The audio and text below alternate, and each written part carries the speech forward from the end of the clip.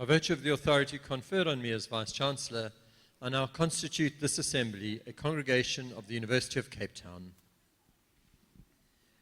Please remain standing for the national anthem.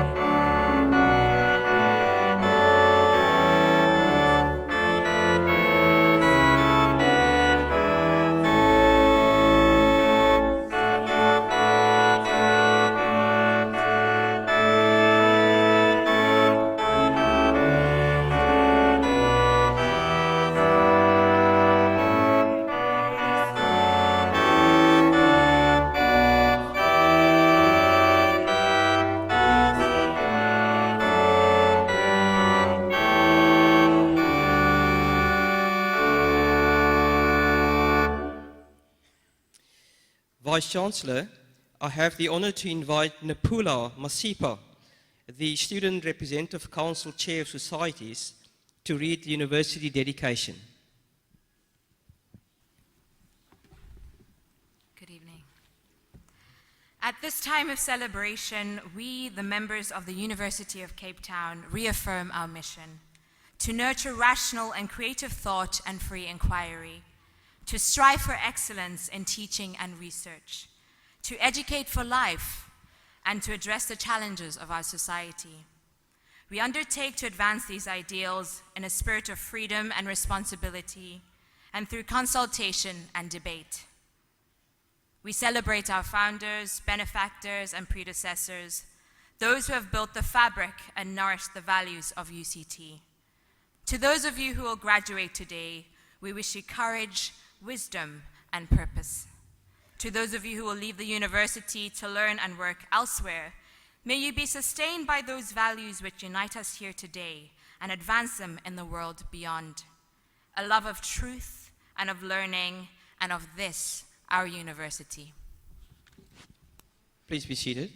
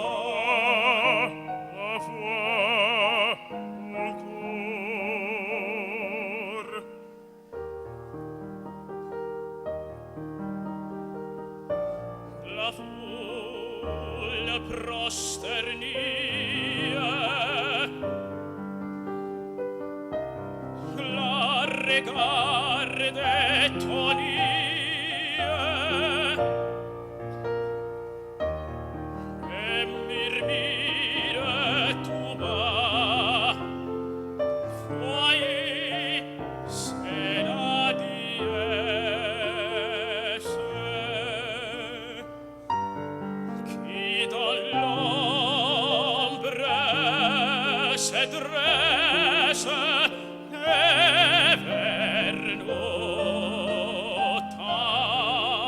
le bras. Son voile souleve, oh, vision rêve, la foule est à genoux. Oui, c'était la dièse plus charmante et plus belle. Et c'était la dièse qui descend parmi nous. Se voit, se soulève, et la foule est à genoux.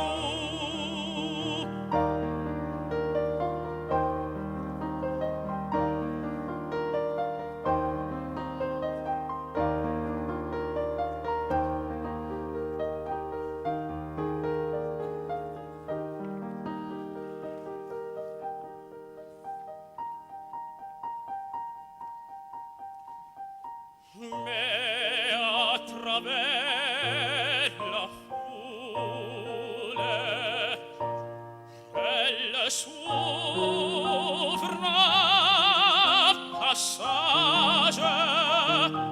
Sur un voile déjà toca son visage. On regarde, hélas, la cherche en vain.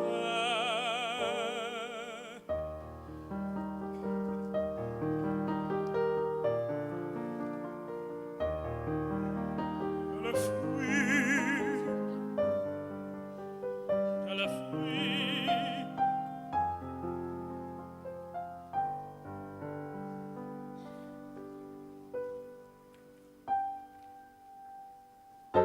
Mais comme un homme soudain qu'elle étrange de salive, quelque faume consume, comme elle repousse ma main, comme elle repousse ma main, le cœur l'amour s'empare et nous change en ennemis.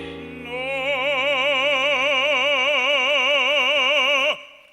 rien ne nous sépare, non, rien, rien ne nous sépare, non, rien, l'autre esterna me, l'autre esterna me, l'autre esterna me, oh oui, l'autre esterna me.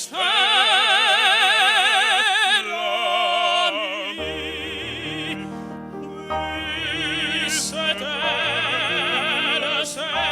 la dièse en ce jour qui vient nous unir, et fidèle à ma promesse qui descend parmi nous.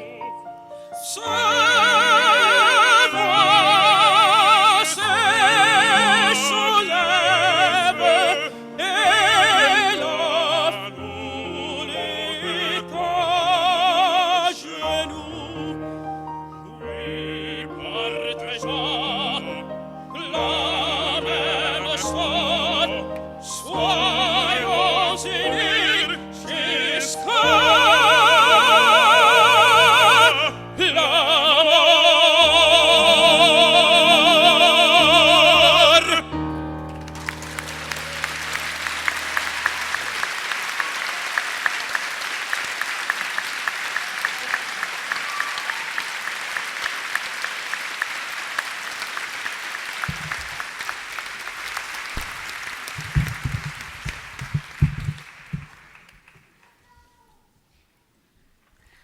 Wasn't that fantastic? I think we can give another hand of applause.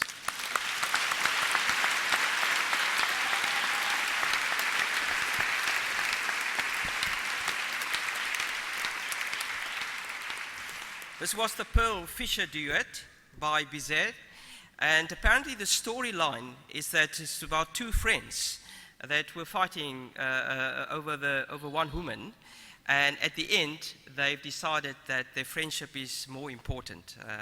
So that's the end of the story. I didn't want to go into more detail. But the national anthem was led by the students from the UCT Opera School at the South African College of Music. They were accompanied at the organ by Alexius Vikatos. The Pearl Fisher duet by Bizet was performed by Makudu Panyane, Senuana, which is the tenor, and Luvuyu Mabundu is the baritone. They were accompanied by Francois Botha at the piano. Indeed, Alexius Vikatos graduated today with a BSc honors. I think we can give him also an okay.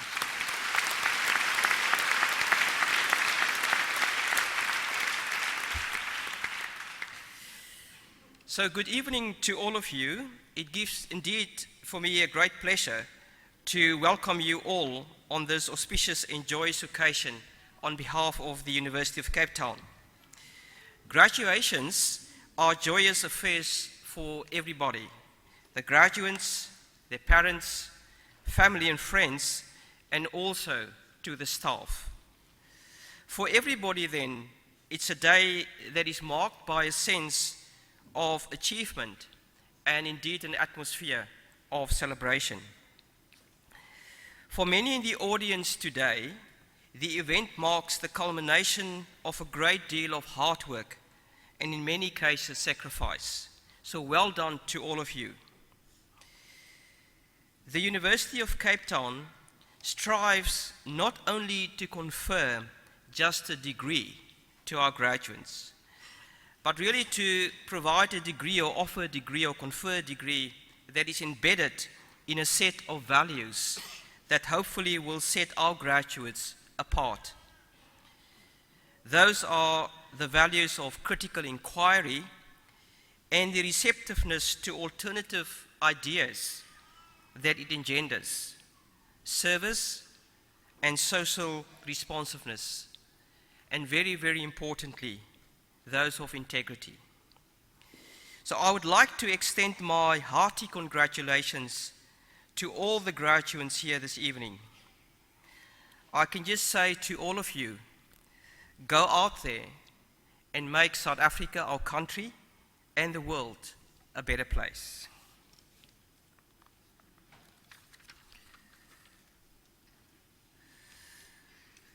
Vice-Chancellor, the election to a fellowship is a singular honor recognizing original and significant contribution to knowledge.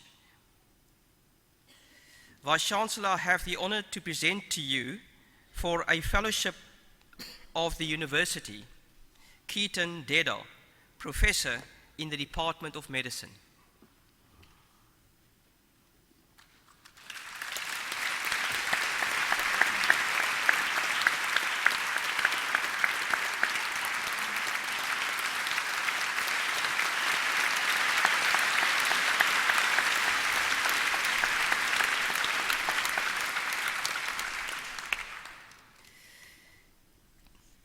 Keaton Deda's achievements are in the field of multi-drug resistant pulmonary infections, including TB.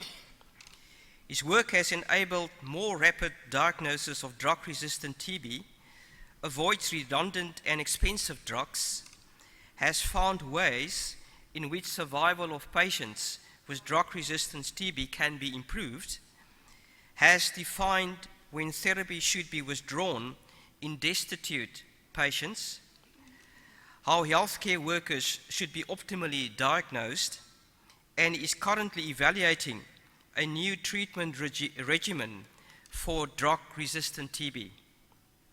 Professor Deda has shown that advanced diagnostic technologies do not have to be restricted to central laboratories, but can be deployed in peripheral health outposts and TB hotspots. This is ushered in the placement of these technologies in prisons, mines, and in certain high-burden TB clinics.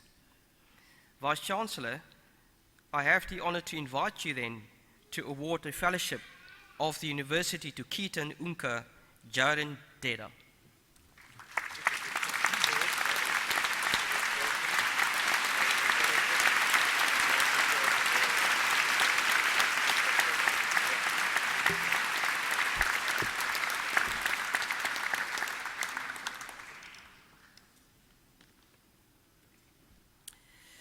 Vice-Chancellor, it's my honor to introduce our guest speaker for this evening.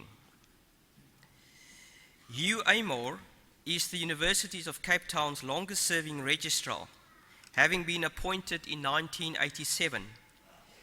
He was born in East London, completed his schooling at St Andrew's College in Grahamstown, and holds a Bachelor of Arts degree from the University of Cape Town.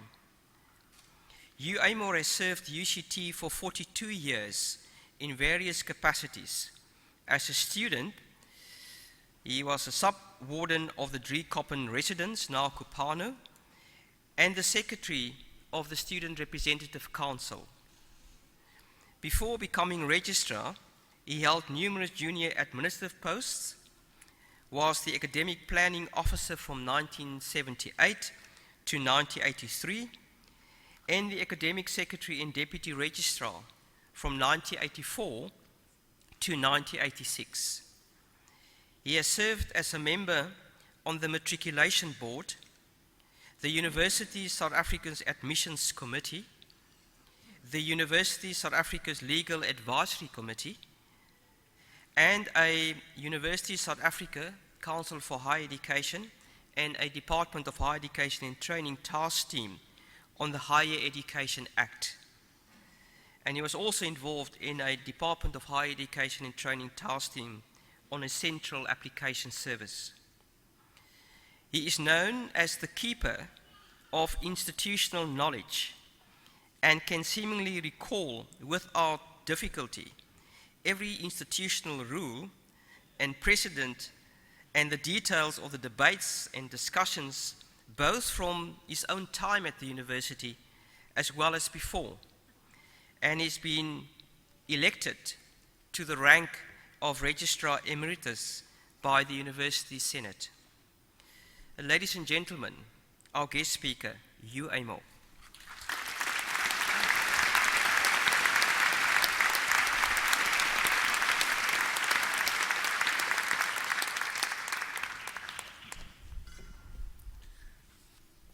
Vice-Chancellor, first I must thank you for the singular honor of inviting me to address this congregation today. It's one in a long list of opportunities that UCT has given to me.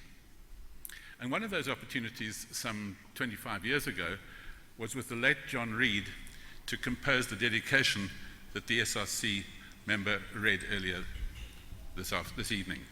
So I thought that what I might do this evening is to revisit it and to look at what it means or might mean to all of us today in 2015.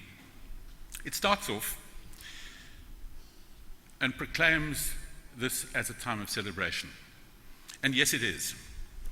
And it is my first privilege to be with you and to congratulate you this evening's graduates and your families and friends as you celebrate this rite of passage. Congratulations. The dedication then goes on to invite us to reaffirm our mission to nurture free inquiry and to do so in a spirit of freedom and responsibility. And you, Professor Peterson, have made the point that one of the enduring values of this university is that we should be receptive to new ideas. This, it seems to me, is a non-negotiable if we are to remain a university. One of this morning's honorary graduates spoke of the educated mind of the graduate, and the characteristic of the educated mind, which is to be prepared to change his, her, or their view when presented with reasoned argument. I think that that too says something important about a university. Now, this evening, apart from two other faculties, is a celebration for the humanities. And I want to argue that the role of the humanities in a university is a central one. One of my teachers, who was in the then arts faculty, has put it better than I could. He writes of the need for a critically literate citizenry as indispensable to a democratic society, competent to explore and interrogate the assumptions behind the paradigms of national and economic life reigning at any given moment. A critical, literate citizenry, competent to explore and interrogate. And that, in the end, you have to make a stand. You'll have to say, we need free inquiry, because freedom of thought is an end in itself. The dedication proclaims our mission to address the challenges of our society. And at the risk of being trite, these include the decay of the one planet we have, poverty and inequality, alienation from the prevailing unjust social order and political order, and a body politic that reeks with the stench of corruption and maladministration. It is, I suppose, tempting to give up. And if one is one of the haves and not one of the have-nots, to carry on as if there is nothing to do. That hedonistic option is not open to a university, and certainly not open to UCT in 2015 or 2016.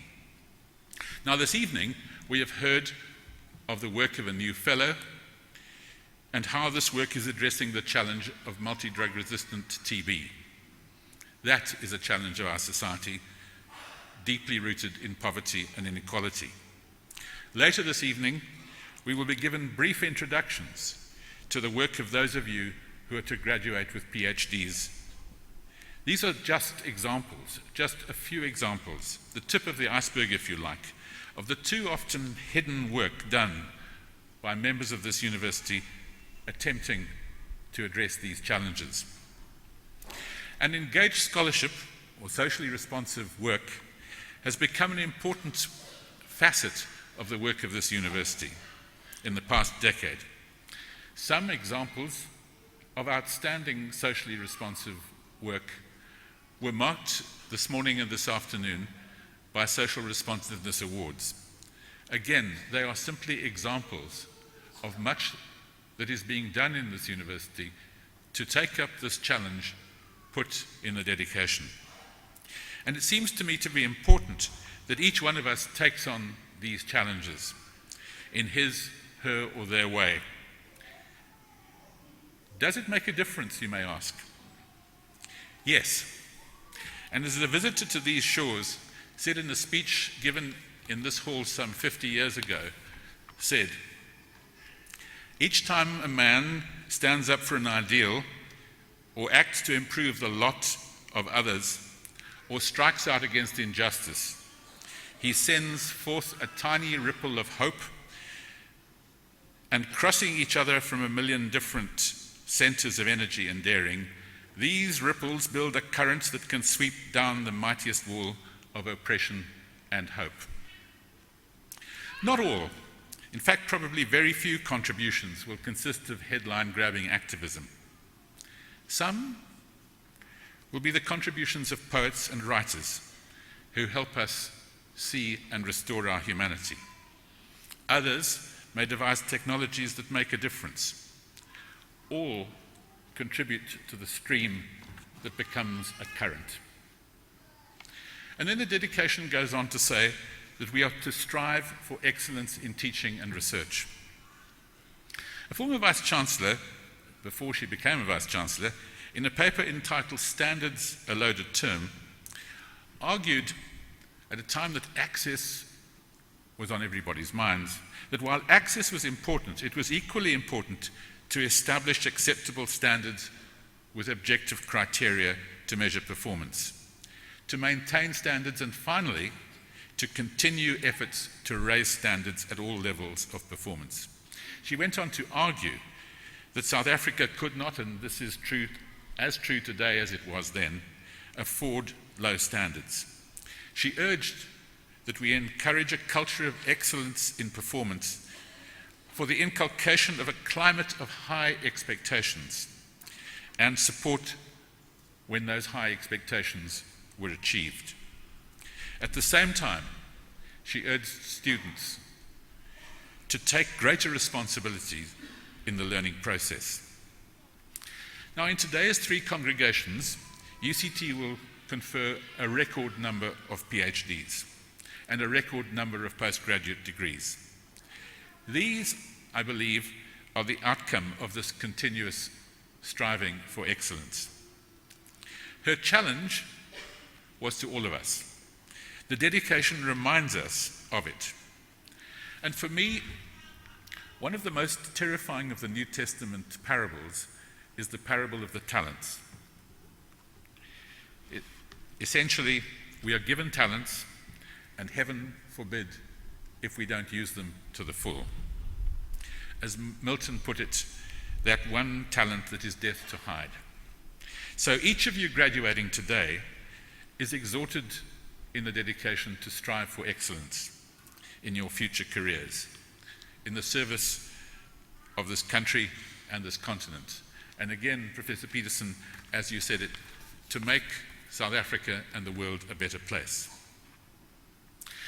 But the dedication also talks about our founders and benefactors and those who built the fabric of this institution and nurtured its values. What about the benefactors? Now, this university and most like it would not be the places they are without benefaction. And there are, of course, many good things that we would like to do for which we still need benefaction. We have limited means and many ends.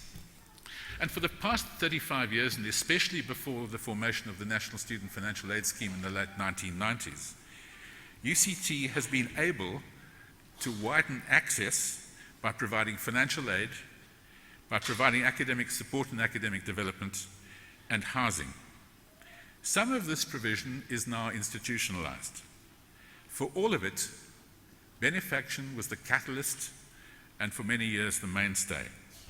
This is reason enough to celebrate benefaction.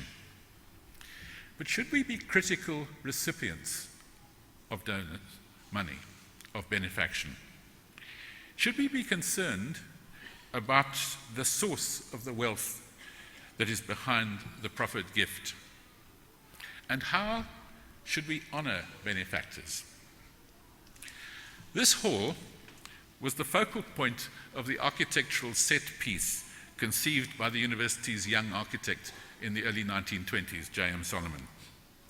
But by 1930, after he had tragically ended his life, and the time it came to build this hall, as originally conceived, the Great Depression had, as our historian puts it, settled on the country. Now, a decade before, when the plans for building UCT on this site were first conceived, the friends of Jameson, who had died in the United Kingdom in 1917, had offered to raise £100,000 for the assembly hall in which we now sit. It was to be the crowning glory of the architectural set piece conceived by Solomon. It was to have had a dome.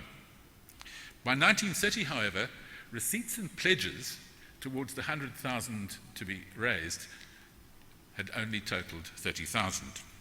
So the plans were rigorously abridged. The dome fell away, and this hall was built in attenuated form. It was named after Jameson, who had been Premier of the Cape for 4 years until defeated in 1908. But he had no association with the South African College, our predecessor, or the University of Cape Town. I will come back to this.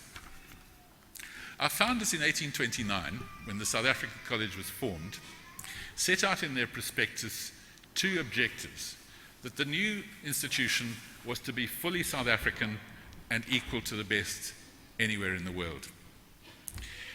In the 1930s, this original vision had been realized in one dimension, not in others.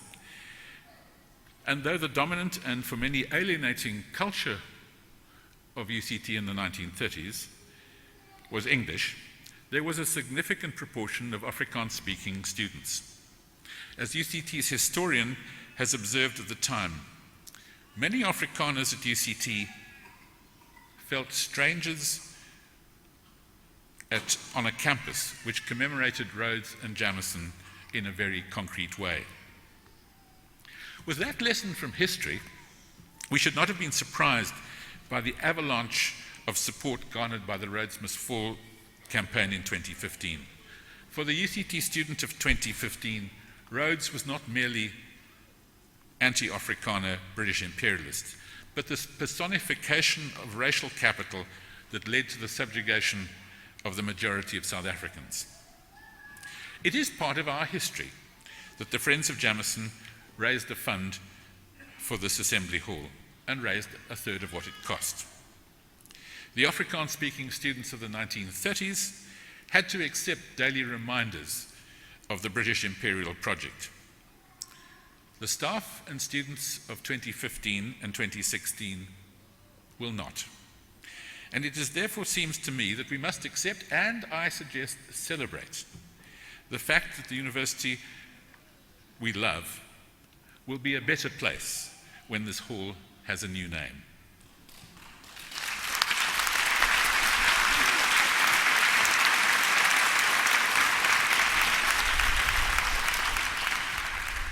But then what of Rhodes the benefactor?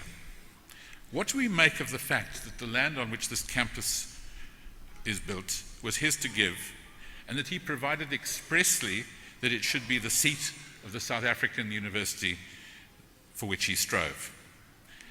What are we to make of how he amassed his fortune? Perhaps, in a way of reparation, we may need to redouble our efforts to ensure access to UCT to those who cannot afford to pay tuition, housing, and other costs. For UCT to do this will require increased benefaction. That, it seems to me, to be reason enough to celebrate benefactors past, present, and future. The dedication continues by wishing those who graduate today courage, wisdom, and purpose. Why these 3? I can do no better than borrow from a novelist writing about writing. He advised the young writer, and I quote, "The young man or woman writing today," this was in 1950, "must teach himself, herself or themselves, that the basest of all things is to be afraid. And teaching himself that, forget it forever, leaving no room in his heart for anything but the old verities and truths of the heart. Until he does so," he wrote, "he labors under a curse. He writes not of love, but of lust, of defeats in which nobody loses anything of value, of victories without hope, and worst of all, without pity or compassion. His griefs grieve on no universal bones, leaving no scars. Until he learns these things," he writes, "he will write as though he stood among and watched the end of man. I decline to accept the end of man. He is immortal because he has a soul, a spirit capable of compassion and sacrifice and endurance." So yes, we wish you courage, wisdom, and purpose, and never, never to be afraid. And finally, the dedication ends with the invocation that those who leave UCT to live and work, to learn and work elsewhere, will be sustained by a love of truth and of learning and of this our university. Truth? Yes. Learning? Yes. And this our university? For 29 years, your certificates have borne my signature. Another officer of this university, who had coincidentally served for 29 years, ended his farewell address to the congregation, and I can do no better than echo what he said in doing so. I hope I speak for all today's graduates who are to leave UCT this year. He said, "My formal association with UCT now nears an end. My love for her will endure." Thank you.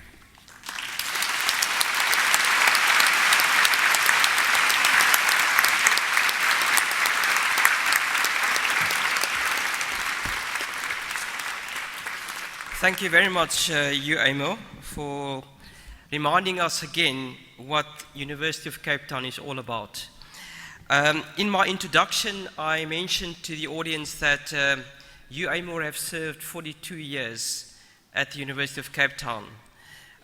What I didn't tell you that he will be retiring the end of this year, in a few weeks' time. And this will be his last graduation ceremony, so I think we can give him another hand of applause.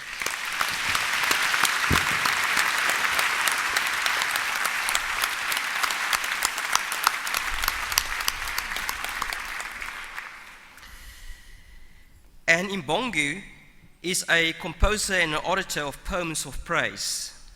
Imbongi offer critical commentary and narrative on the state of society through their Izibongu. Here to offer a poem of praise and Umbongu in honor of the graduates, their families, and teachers is the artist and UCT music education student Neliswa Sampi Mujuni Yalwa, whose stage name is Sange.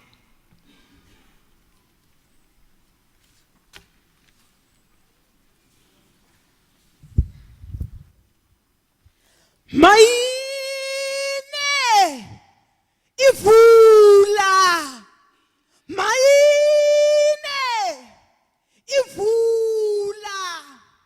Ndithi mandibhotise kuni bafundi, kaloku nina nibonile yondelela namafumu.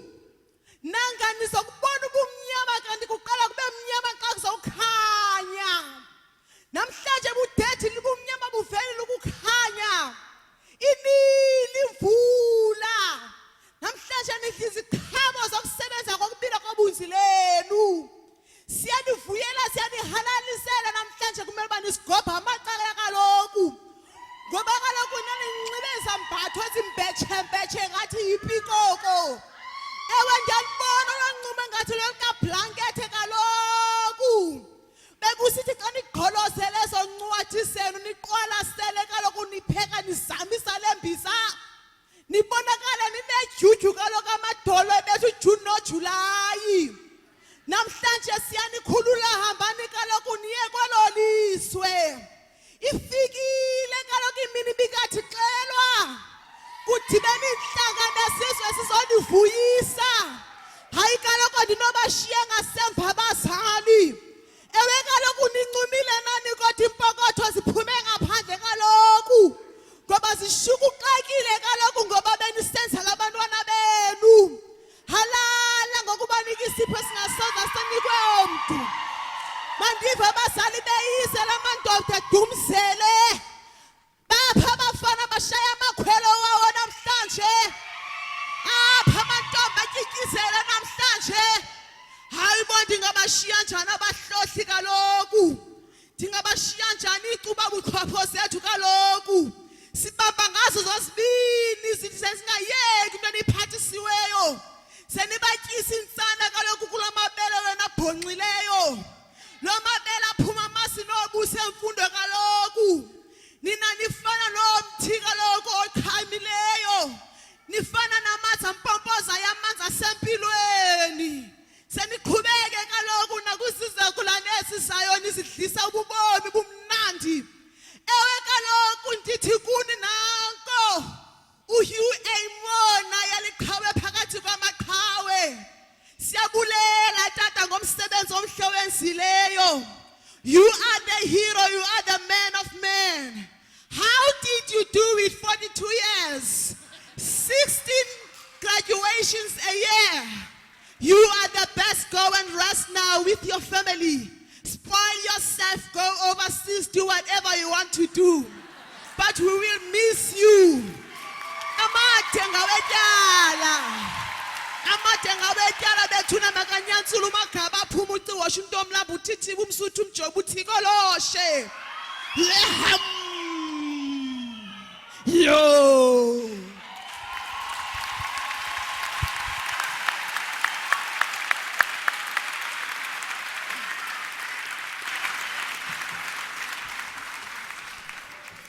That was good. Thank you very much, Sange. Vice-Chancellor, before 1994, and not only after 1948, UCT was complicit in practices that denied many staff and students full and dignified participation in the life of this university. These practices caused hurt, and as a reaction, especially in the period 1950 to 1993, increasing numbers of students declined to participate in graduation celebrations that ignored this hurt.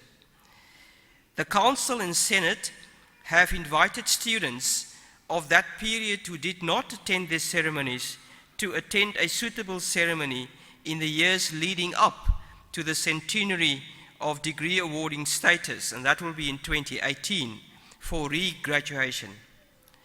In part to remind us of that history, and also in part to ensure that we listen to those who feel marginalized today, and then also in part as a restorative ritual.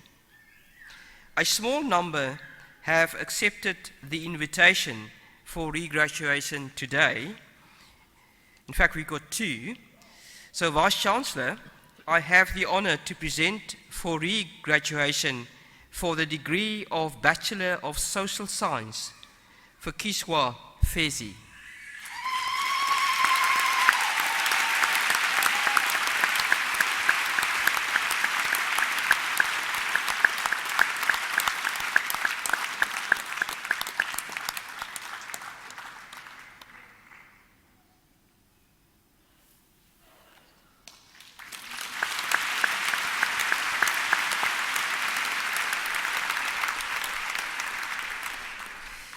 For the degree of Bachelor of Science in Engineering and in Materials Engineering, Muhammad Salim Ibrahim.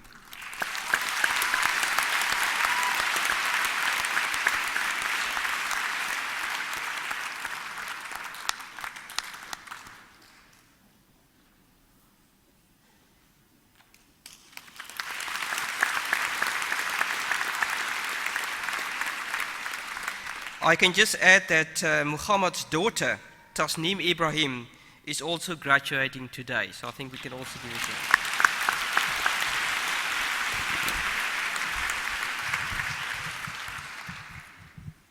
The practice of a health profession carries with it a duty to humanity. So, Vice-Chancellor, I have the honor to invite all those graduating in the Faculty of Health Sciences today, as well as other health professionals present in the congregation, to stand and join me in making the declaration to be found on page 38 of your program. So can all the health sciences graduates please stand?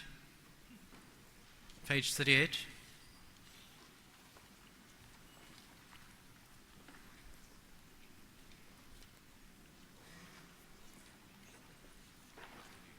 So can we start? I solemnly pledge to serve humanity. My most important considerations will be the health of patients and the health of their communities.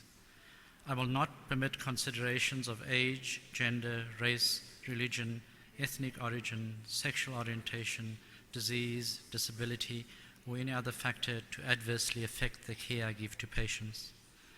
I will uphold human rights and civil liberties to advance health, even under threat.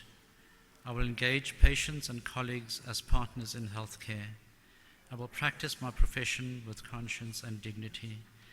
I will respect the confidentiality of patients, present or past, living or deceased. I will value research and will be guided by the conduct of the highest ethical standards.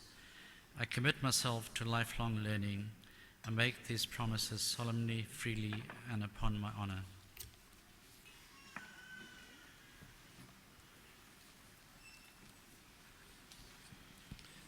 Ladies and gentlemen, we now move to the part of the graduation ceremony where we confer the degrees, and this is through a formal statement, which I shall now make. By virtue of the authority conferred upon me, I admit to the degrees specified and grant the diplomas specified to candidates who are recorded in the program as being in absentia. I shall now grant the diplomas and admit to the degrees specified the candidates to be presented to me by the deans of the faculties. Vice-Chancellor, I have the honor to present to you for the postgraduate diploma in property studies, Sean Gordon Fox.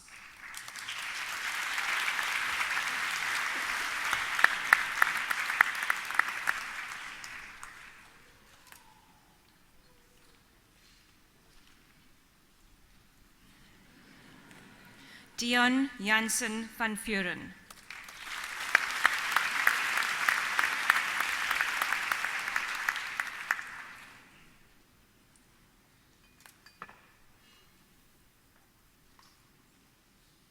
For the degree of Bachelor of Science in Engineering in Chemical Engineering, Shiara Maharaj.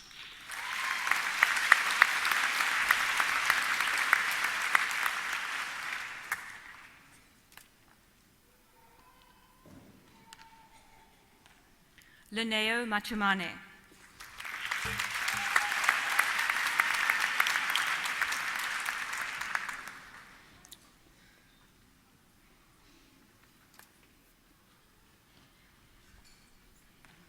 Sapokazi Mkamko.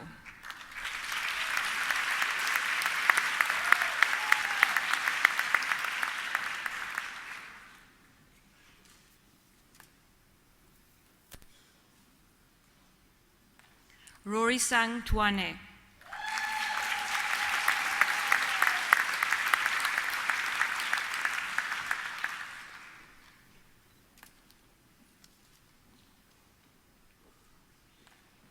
Karabo Motsile Ramonye.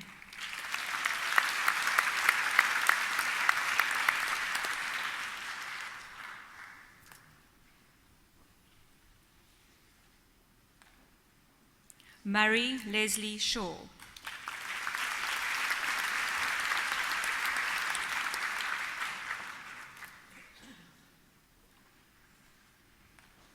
In civil engineering, Saneli Sizwe Nonhlanhla Precious Buthelezi.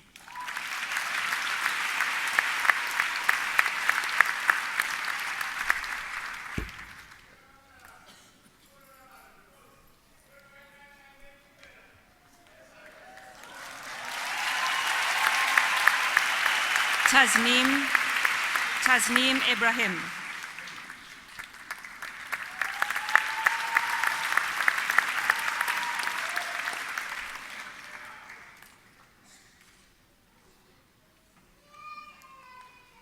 Vuyuseka Tandokazi Mapangwana.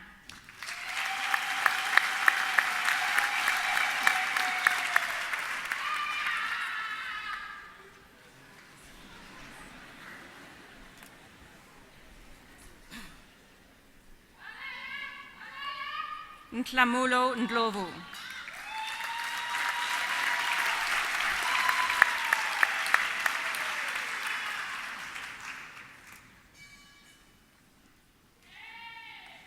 Ntobeko Nstabiso Happyson Singane.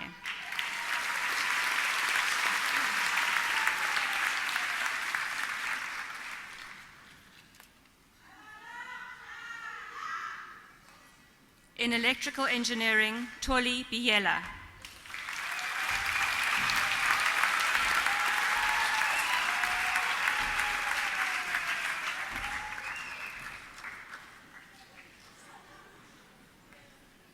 Kanisa Wendy Diani.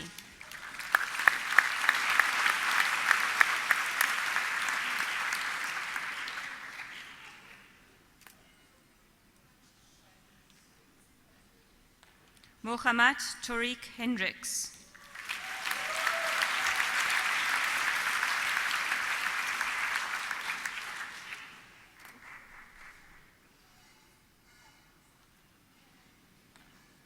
Chetan Deep Yankee.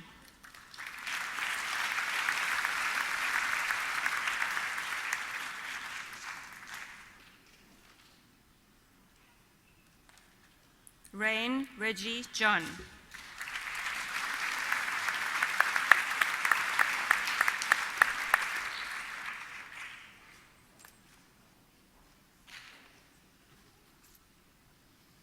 Ntozintle Matiwane.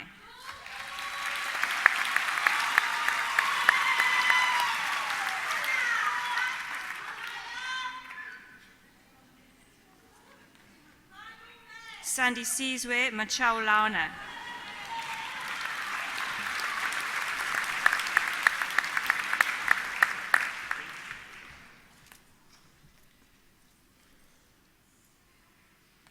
Sugerson Reddy.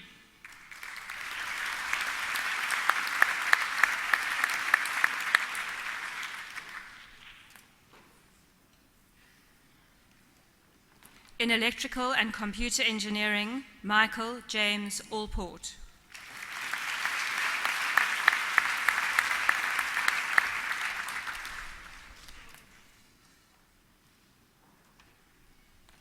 Tinashe Alfred Chirangoma.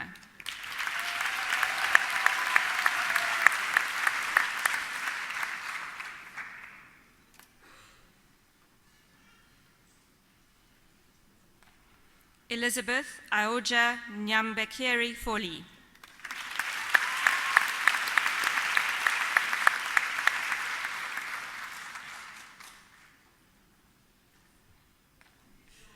Ananya Gungopaje.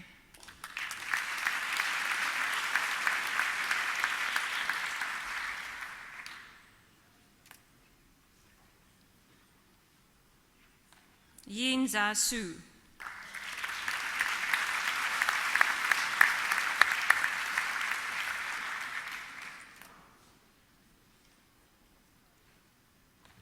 Bradley Khan.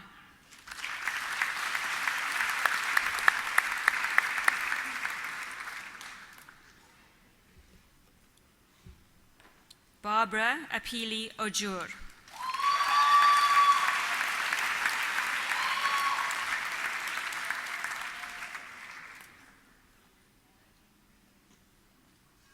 In mechanical engineering, Fabian Ross Canterbury.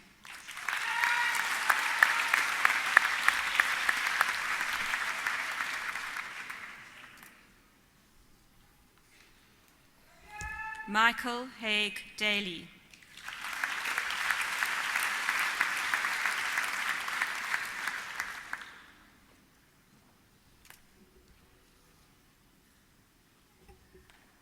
Kyle Hankey.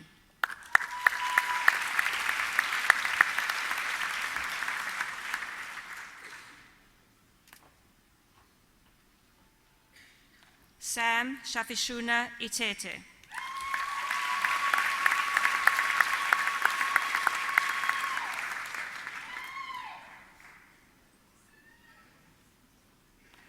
Andre van Willig.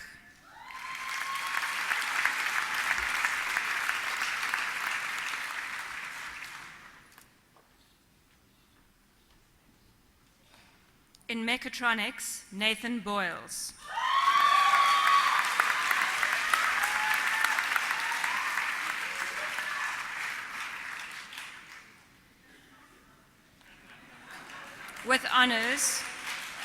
With honors, Sadika Ringquest.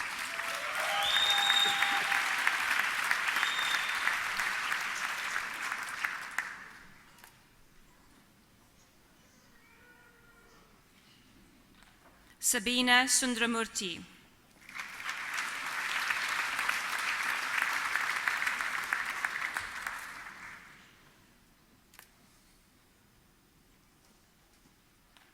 Mark Tabo Townsend.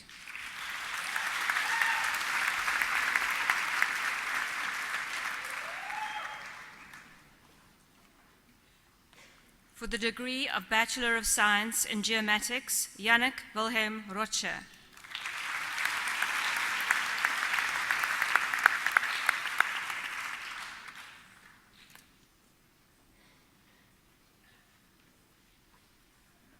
For the degree of Bachelor of Science in Property Studies, Brendan Scheel.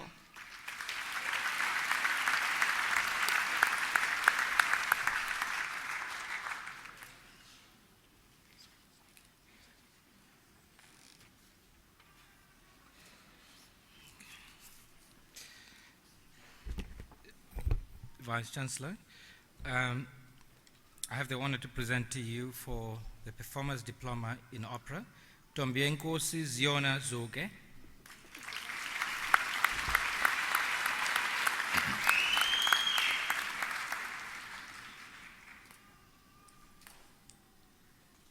For the Postgraduate Diploma in Music Performance, Adele Veingaard.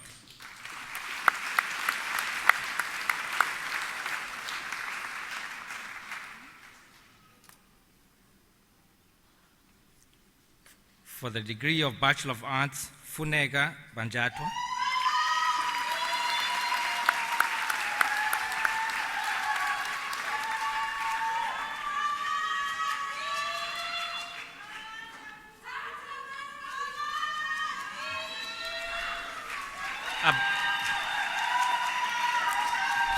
Abdia Davis.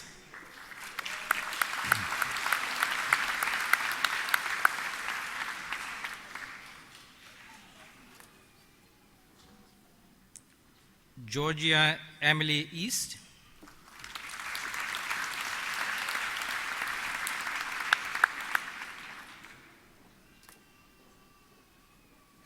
Nabia Kani.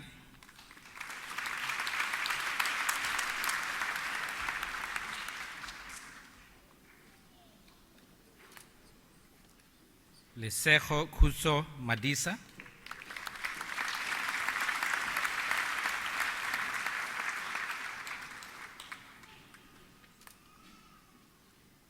Caitlin Grace Manne.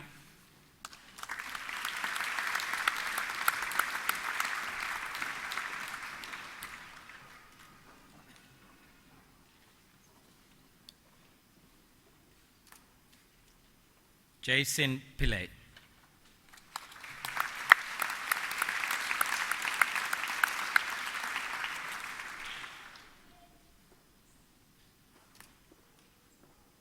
Talisa Ruda.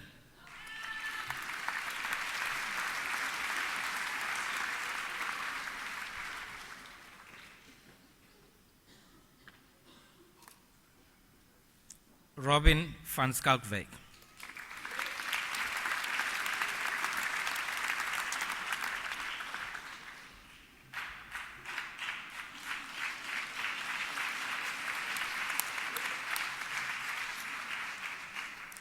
Vanessa Camille Weich.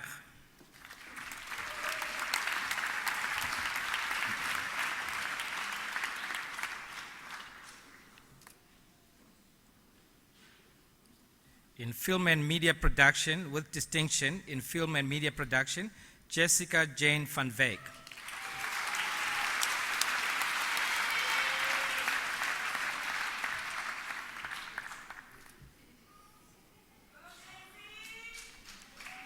For the degree of Bachelor of Music in Performance, with distinction in Jazz Guitar, Matthew Lee Bellew.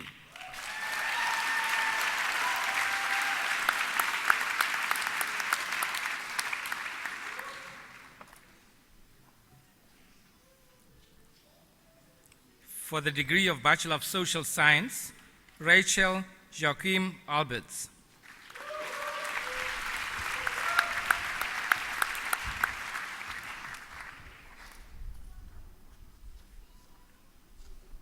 Rasura Cindy Amunga.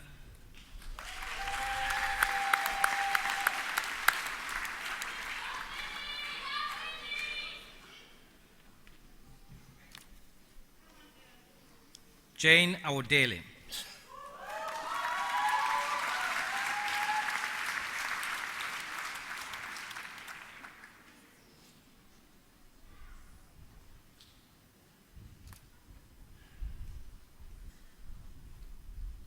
Ashley Justin Ben.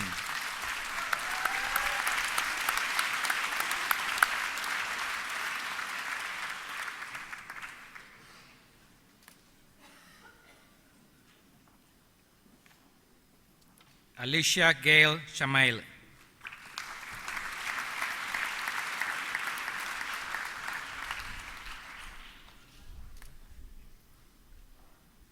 Kennedy Makaria Chege.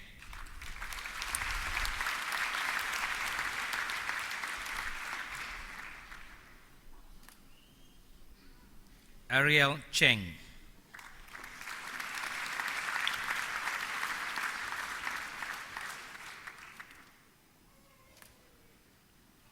Ponzo Cabello Inocencia Chiluani.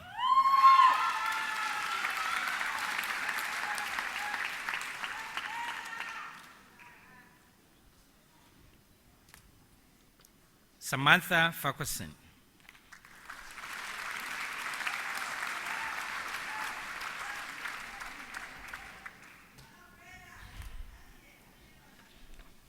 Kelsey Kim Fisher.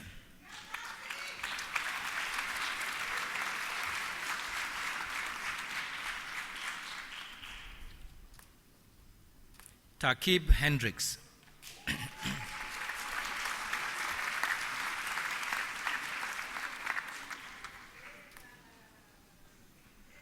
Sean Johnstone.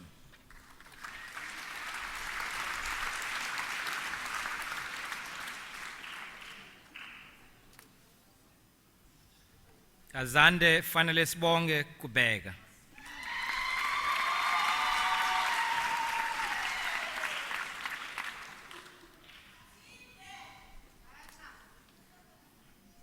Andisiwe Nangamso Kumbaga.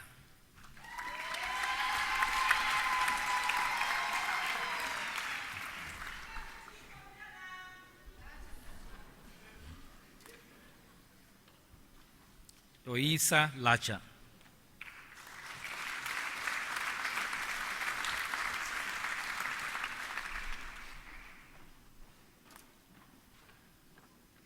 Nicole Sarah Lee.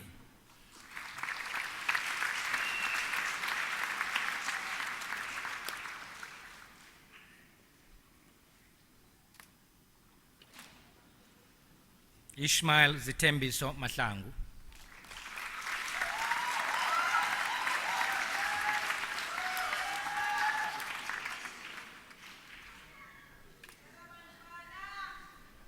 Jadine Malcolm.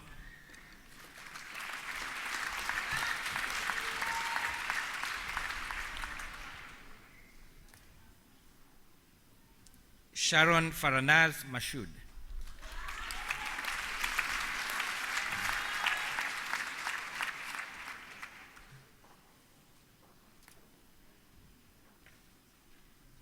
Saili McGiver.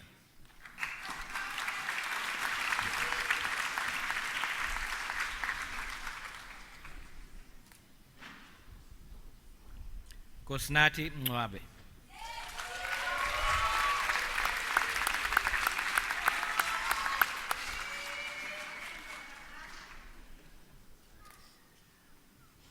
Nancy Moshi.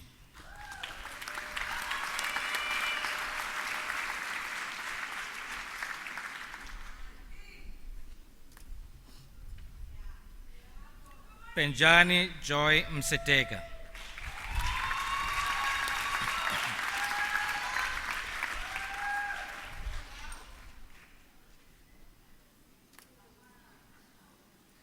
Sinenhlanhla Hlapo.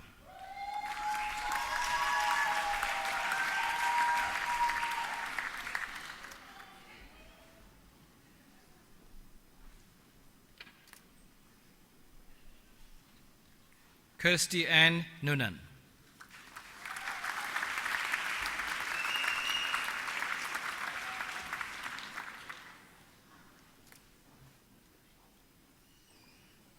Andile Yolanda Nxesi.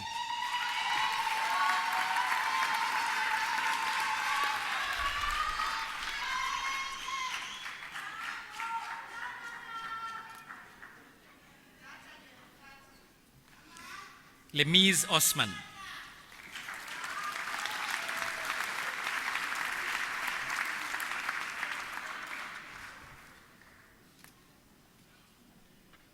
Michaela Pace.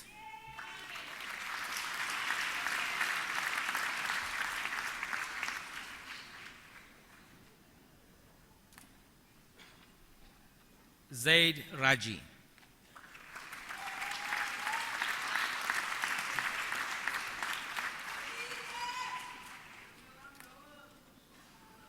Gemma Romi Shagi.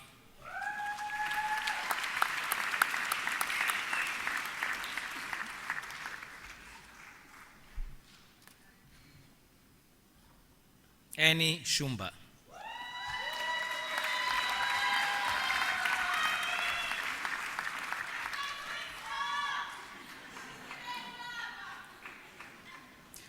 Aisha Slamang.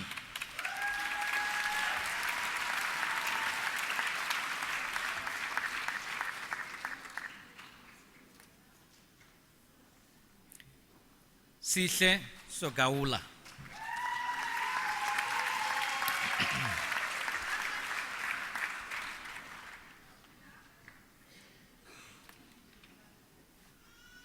Asipe Sogiba.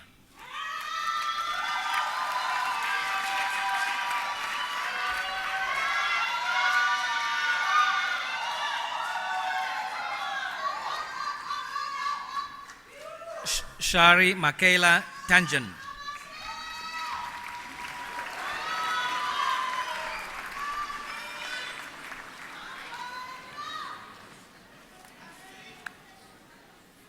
Courtney Megan Titus.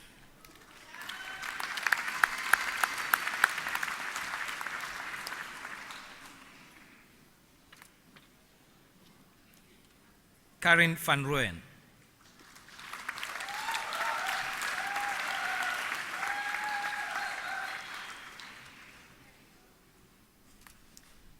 For the degree of Bachelor of Social Work, Nicole Andrea Forbes.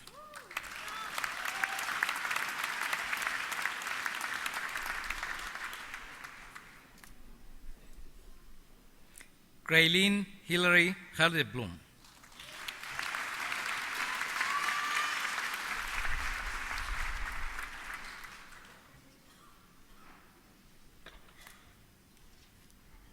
Nontutuzelo Siganda.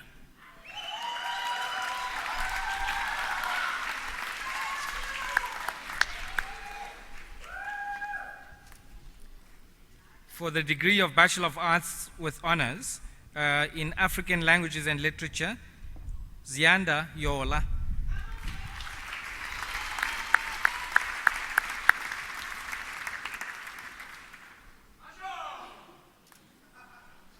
In Curatorship, Lindelwa Pepu.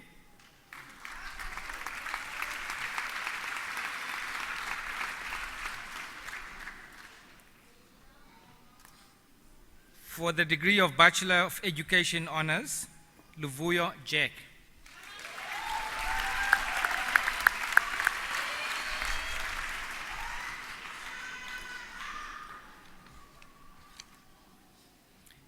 Jacqueline Jane Lehman.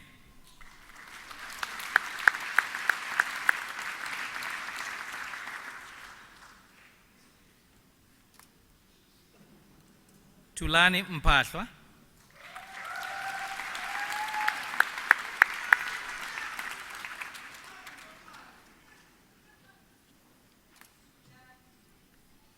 Siatemba Walter Poswa.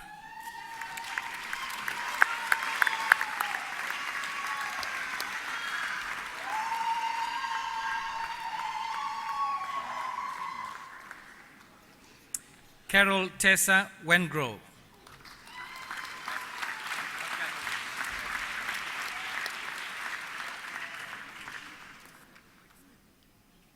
For the degree of Bachelor of Social Science Honors in Philosophy, Politics, and Economics, in first class, Tristan Hugh von Zahn.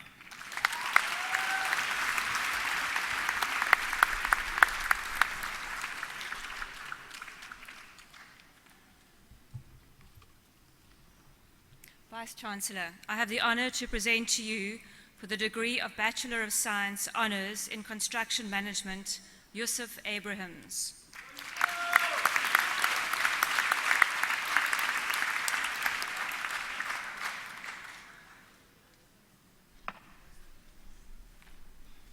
For the degree of Bachelor of Science Honours in Quantity Surveying, Tinashe Michael Mutare.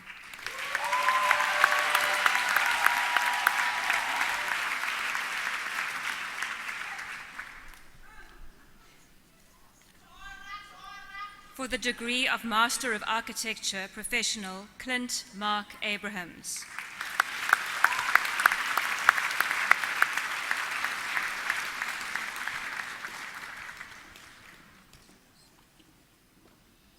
With distinction, Alexander Francois Coetsier.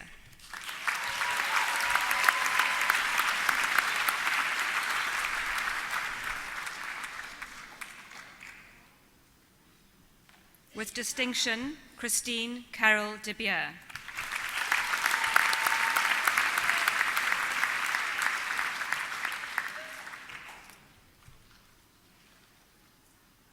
Claire Duplessis.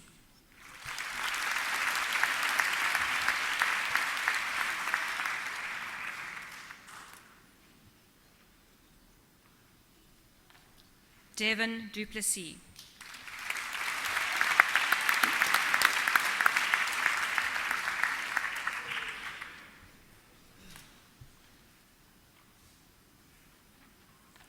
Laura Dale Graham.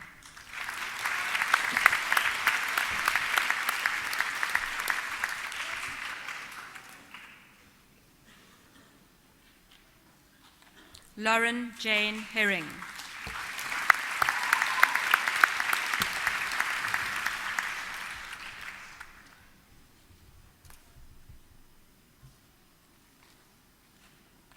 Lorden Curtis Holmes.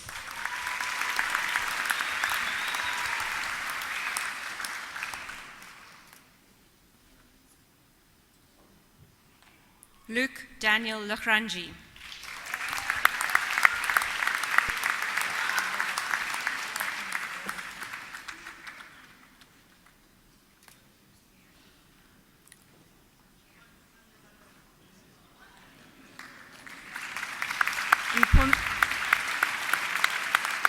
Mpumzi Nelson Mabukana.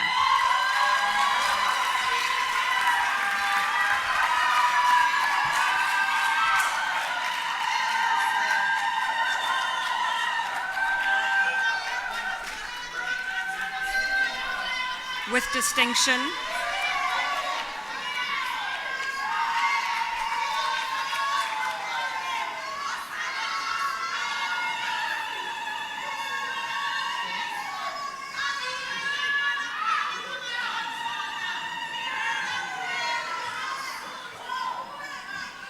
distinction, Alexandria Emily McKinnon.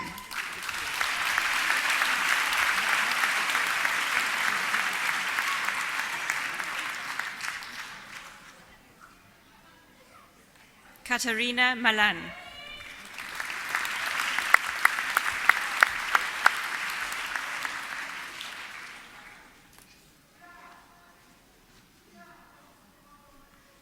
Mabasa Mashazu.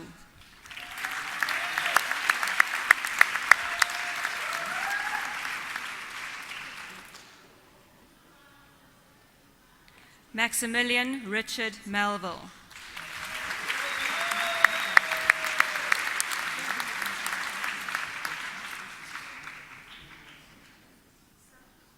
With distinction, Matthew James Mills.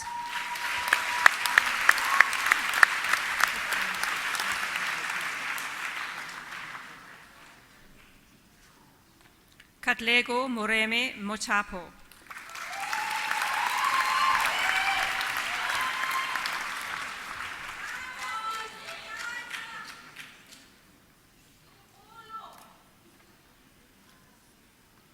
Hayley Jane Mouton.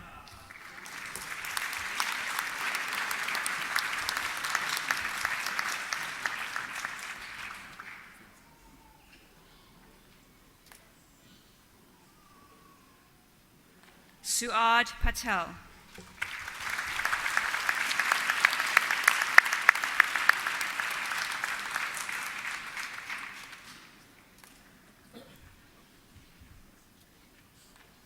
Jamil Randera.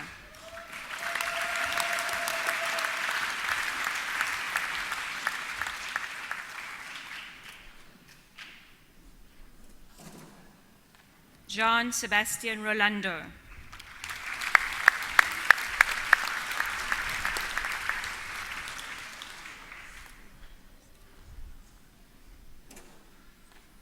Christos Simos.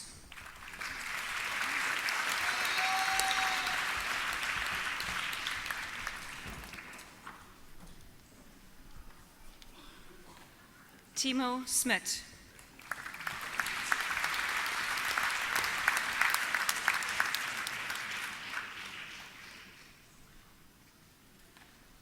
Paramasivan Vidamunda.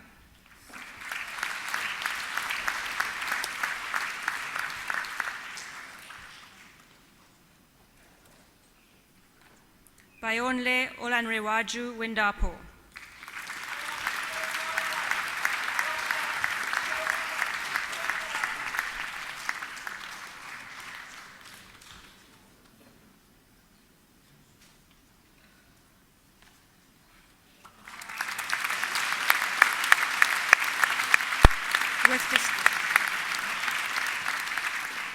With distinction, Sophie Zimmerman.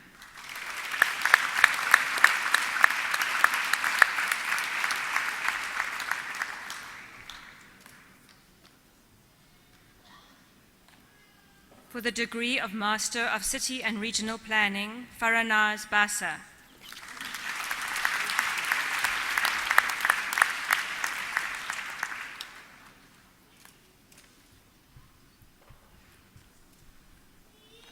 With distinction, Mari Burta.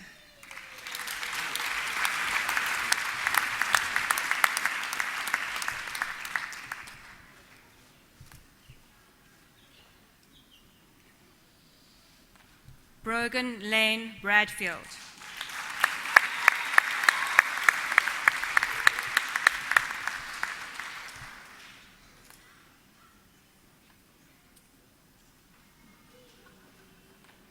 Palmira Ndeshihala de Almeida.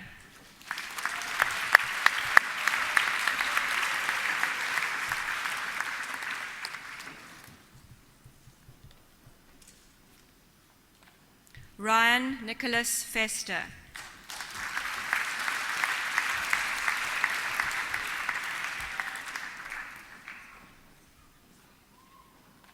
David Michael Scott Hanley.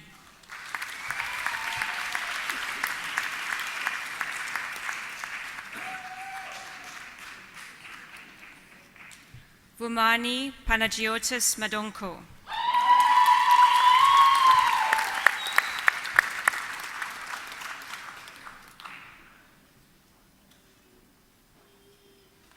Taryn McCann.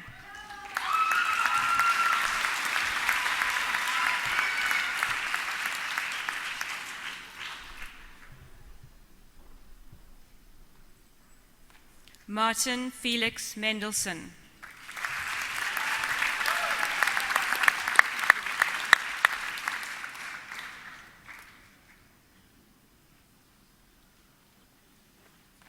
Guillaume Jean-Robert Narain.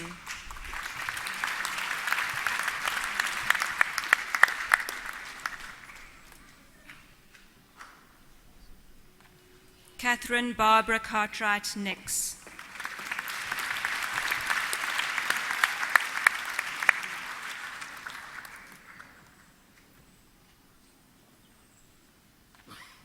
Lungelo Welisa Nkosi.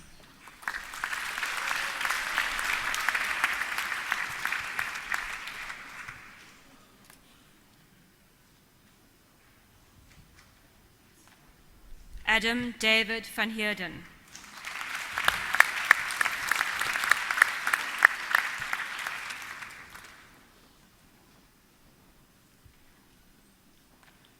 Tokozani Standiwe Zulu.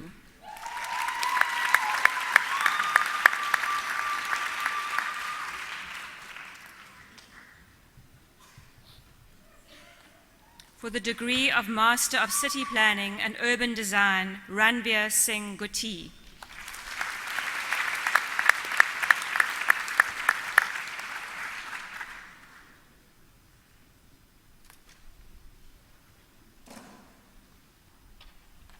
Azra Raout.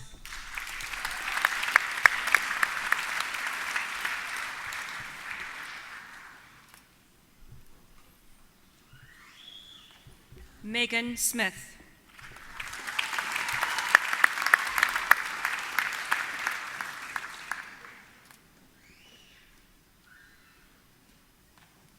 Nicola Smith.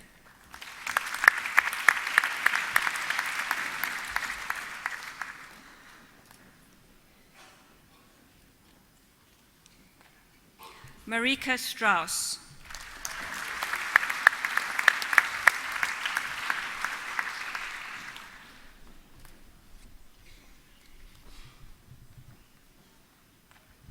For the degree of Master of Engineering in Engineering Management, Shingarai Nyamhandu.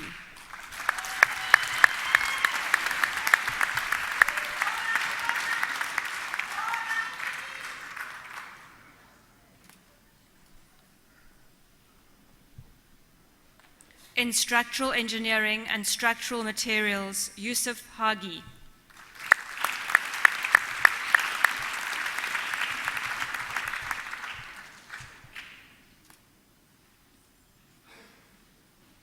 In Transport Studies, Aideen Karolis.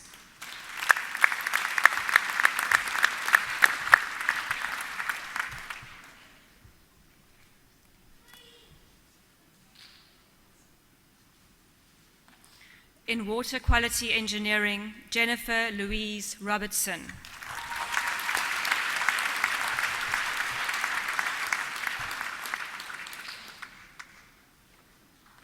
For the degree of Master of Landscape Architecture, Frank Bramwell Kleinschmidt.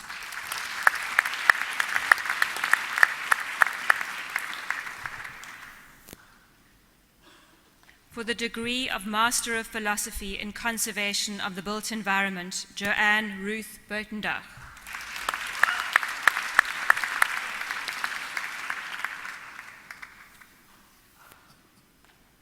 Elise Joubert.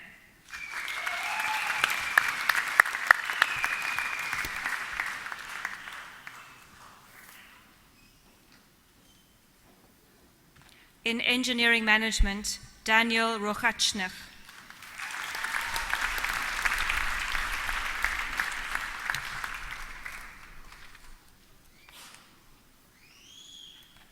In Energy Studies, Vinesh Naikar.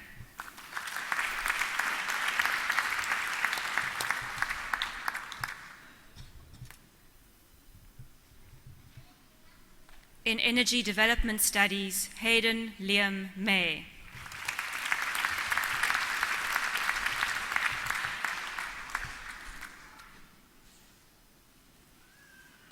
In Space Studies, with distinction in the dissertation, Tsiche Yared Attilo.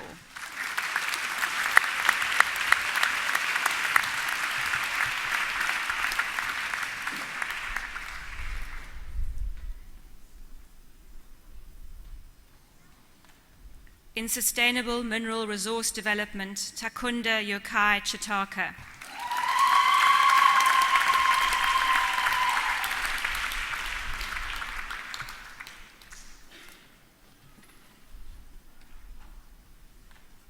In Transport Studies, Anakleta Moipono Sam.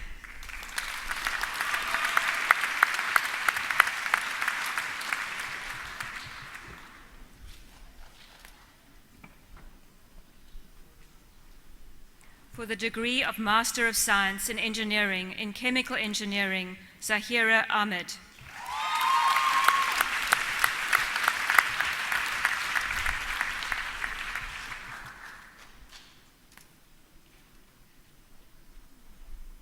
Simone Monique Daniels.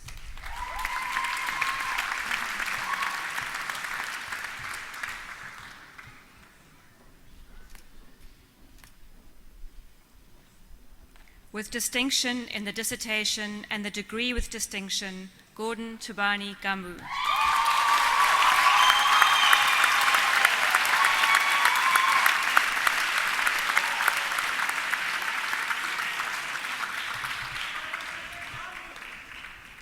Sibongiseni Yamkela Gebe.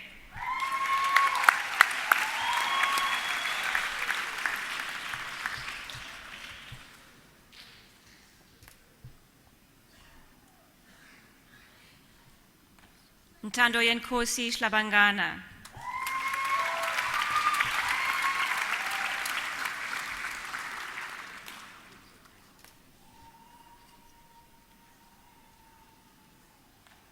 Precious Tandeka Shlongwane.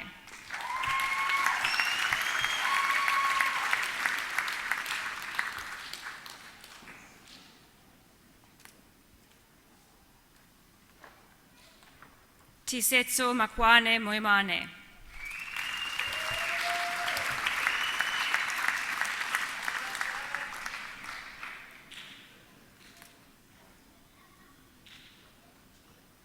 Sibongile Chiedza Muziki.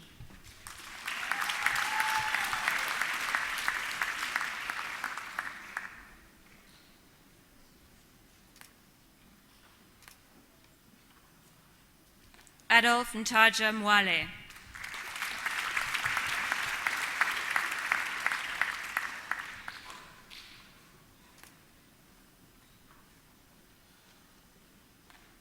Wadzana Nyabeze.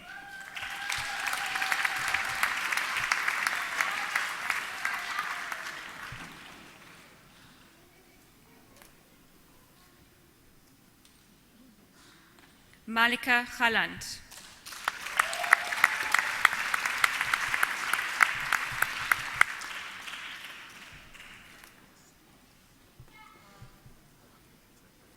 Kalen G. September.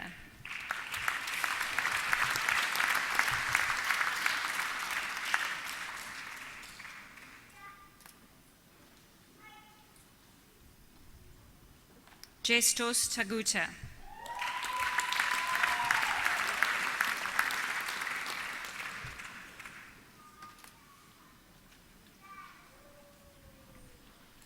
Charles Francois van Skalkwyk.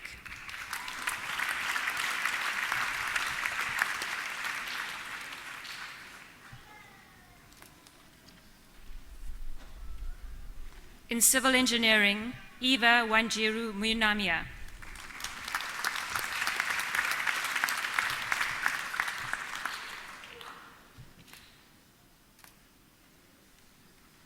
With distinction in the dissertation and the degree with distinction, Michael Papatanasiou.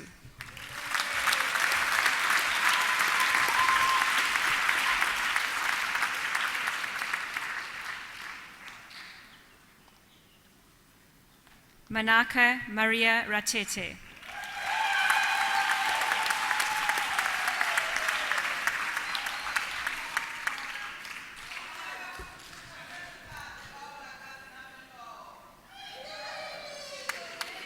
In electrical engineering, Adele Monica Yera Boadzo.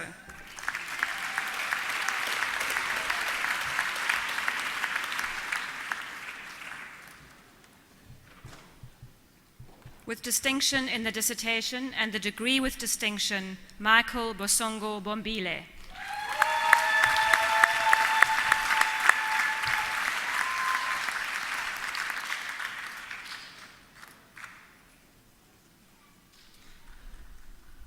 With distinction in the dissertation, Munyaradzi Justice Chihota.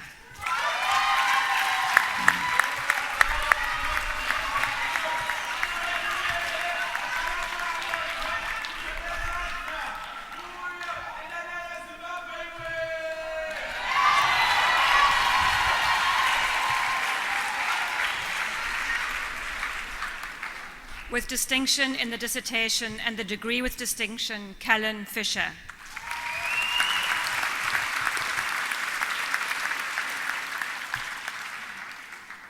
Zahir Hussein Khan.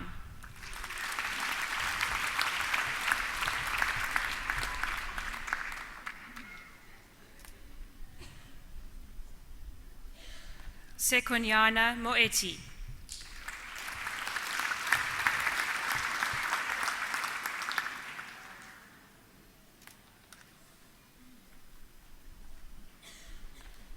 Ochepeng Johnny Muraka.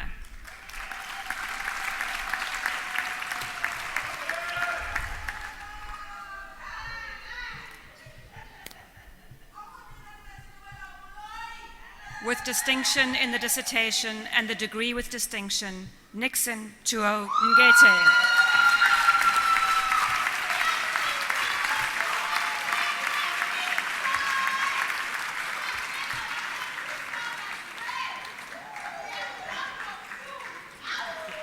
Sam Kaliso, Hubert Shongwe.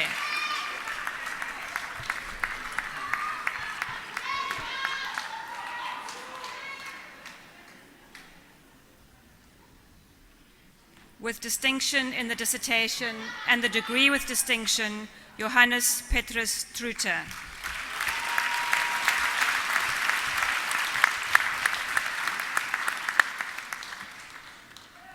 Lekobola Joachim Tsuenyane.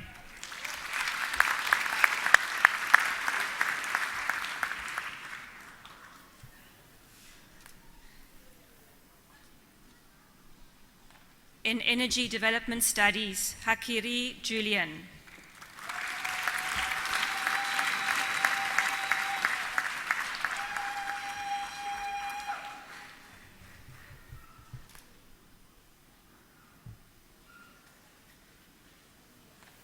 In Geomatics, Ahmad Desai.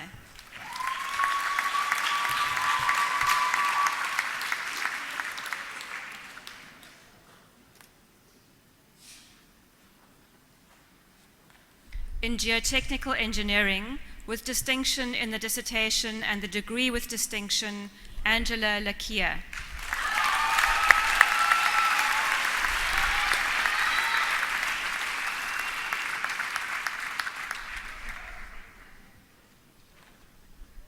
Vincent Odera.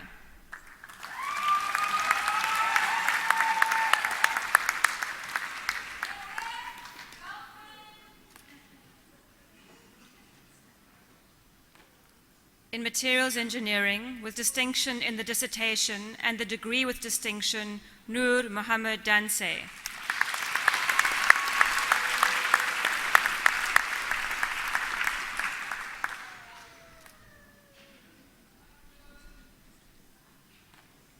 Yen Endiwanyi Mandava.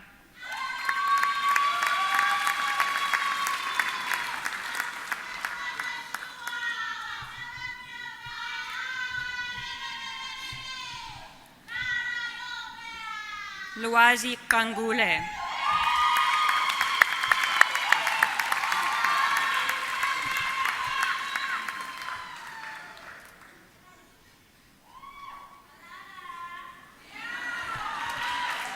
Yu Zhang.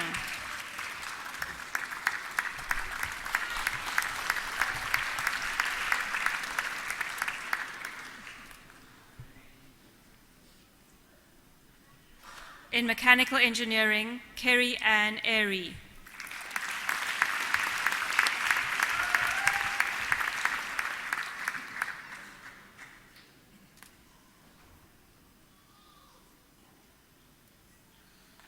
Yavon Crisando Fareo.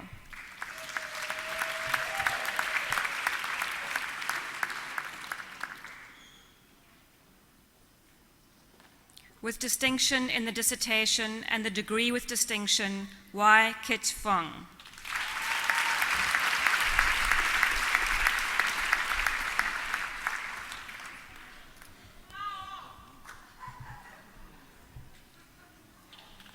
With distinction in the dissertation and the degree with distinction, Timothy King.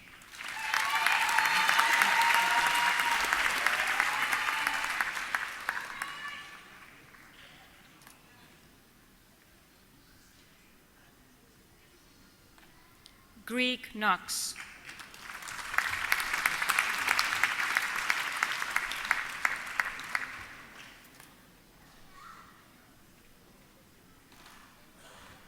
With distinction in the dissertation and the degree with distinction, Whitney Ogalalitseng Modemang.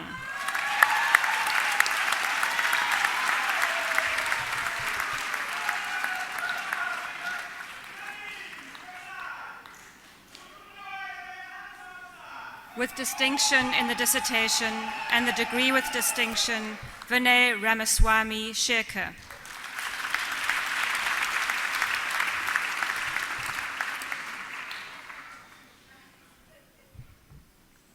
In structural engineering and structural material, Warwick Jakok.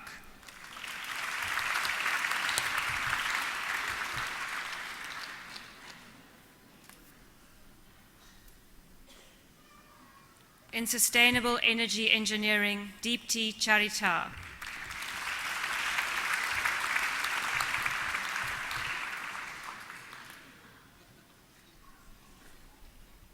For the degree of Master of Science in Project Management, Selo Adam Masongwa.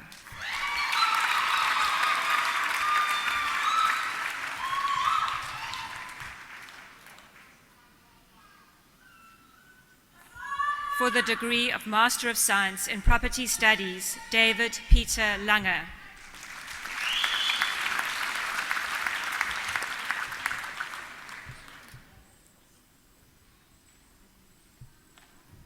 Gerard Meyer.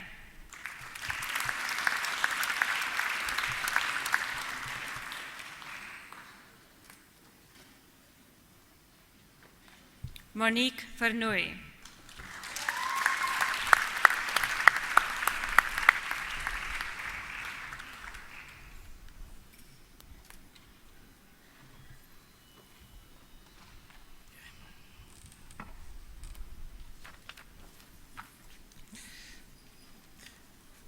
Vice Chancellor, I have the honor to present to you for the degree of Master of Arts in Neuropsychology with distinction in the dissertation, Lesia Smith.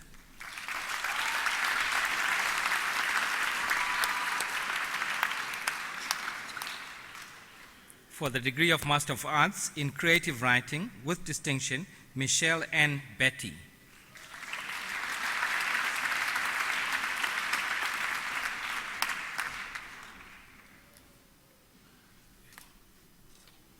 In French, with distinction, Meander Elizabeth Erasmus.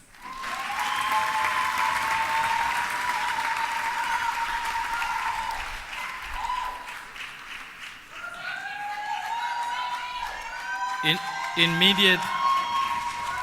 media theory and practice, with distinction, Elsa Marguerite Henriette Glenn.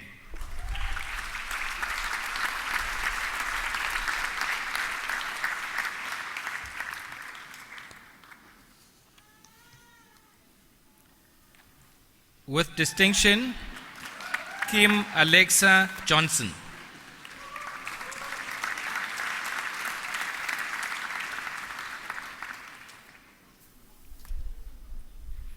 With distinction in the dissertation, Amit Jayantilal Makan.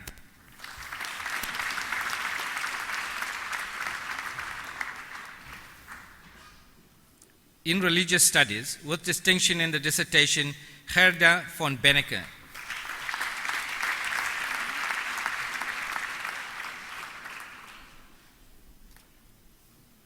For the degree of Master of Education in Education with distinction, James Allen Buchanan.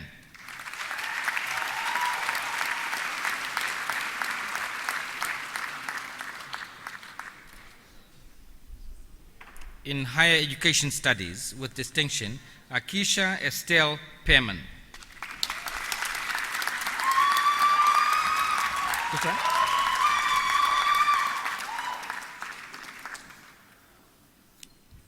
In Information Communication Technologies,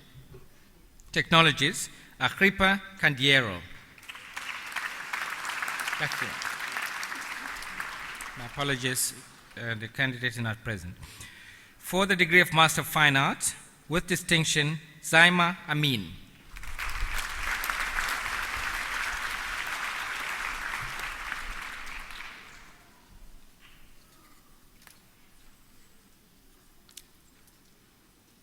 For the degree of Master of Music, in Music, Dissertation and Coursework with distinction, Wilhelmus Hendrikus Delpoort.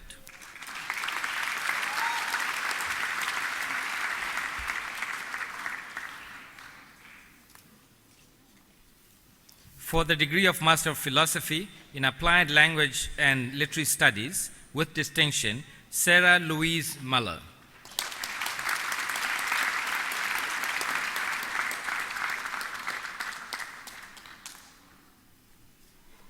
In Information Communication Technologies, Matipa Ricky Ngandu.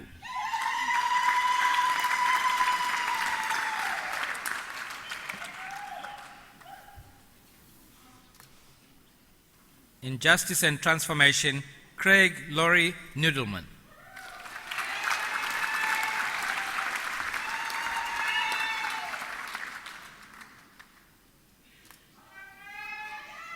In Philosophy, Politics and Economics, Amos Slayer O'Dowd.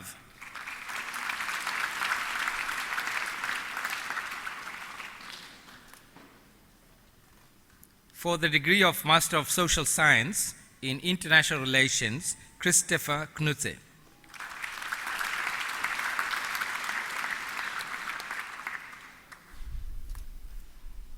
Marcel Felicity Nager.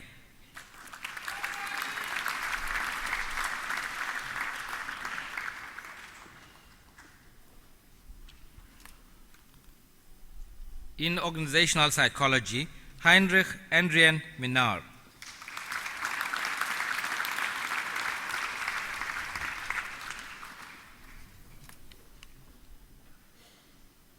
In Practical Anthropology, Zianda Majombozi.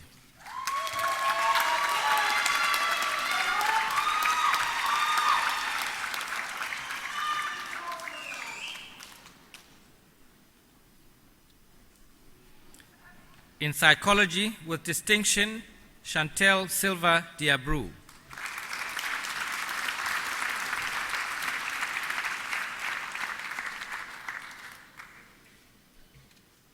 In Religious Studies with distinction, Viran Naikar.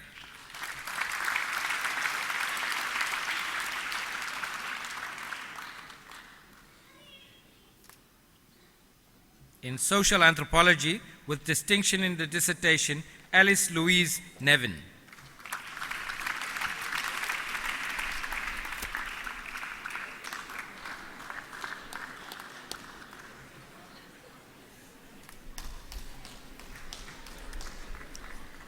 In Social Development, Primrose Zkanyiso Dube.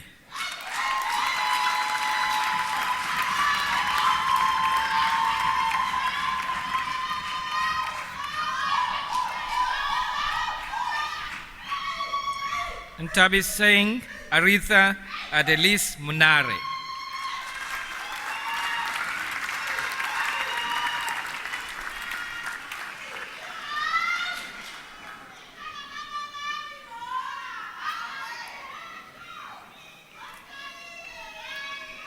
In Sociology with distinction, Nicole Miriam Daniels.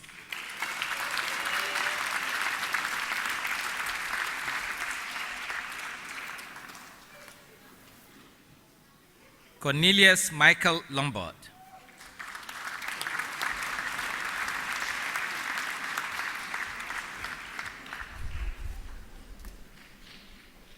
With distinction, Samuel Charles Telzak.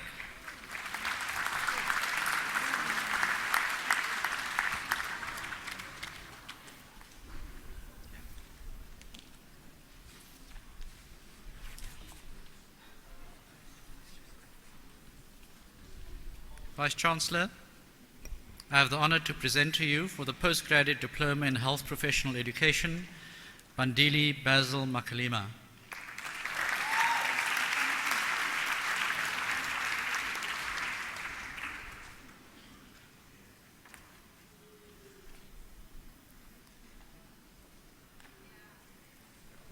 For the Postgraduate Diploma in Pediatric Radiology, Petrus Jacobus Greiling.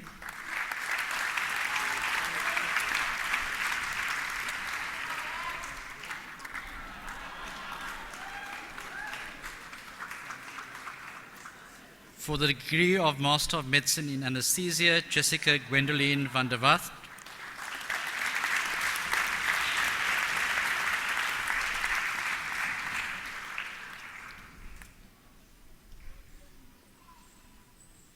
Gerhardus Petrus van Rensburg.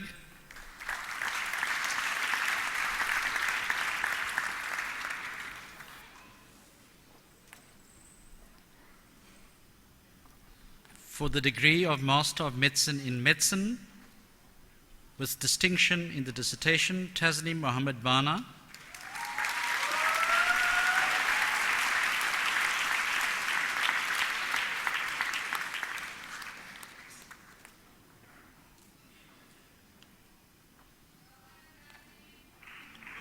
With distinction in the dissertation, Ayanda Trevor Nguni.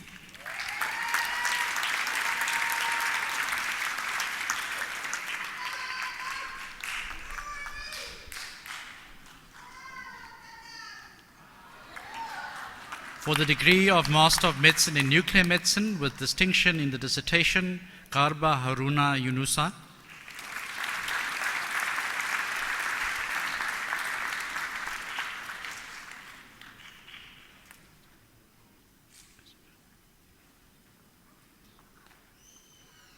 For the degree of Master of Medicine in Obstetrics and Gynecology, Bizimako Augustus Iniribi Iwu.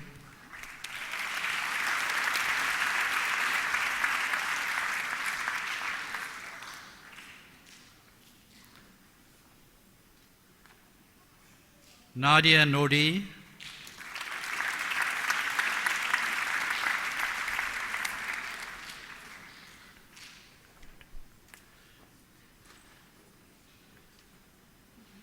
Liesel Joanne Westerhazen.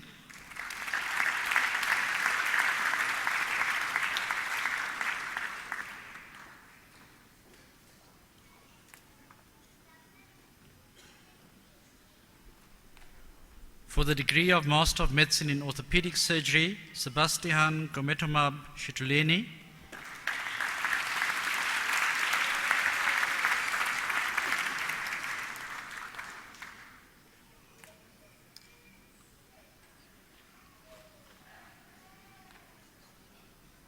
For the degree of Master of Medicine in Pediatrics, with distinction in the dissertation, Tracy Lee Newpen.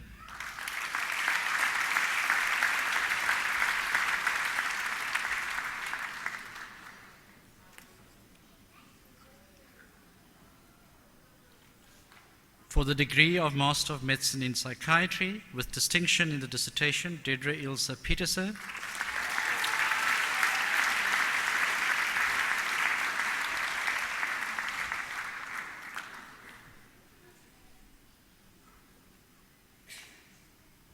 For the degree of Master of Medicine in Public Health Medicine, Chikumbuzu Advisor Mabunda.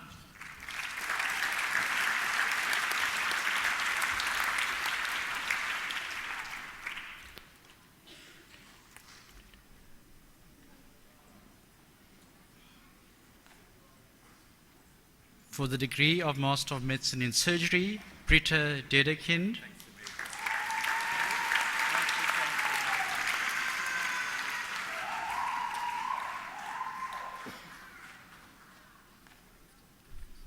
With distinction in the dissertation, Muhammad Riyad Moidin.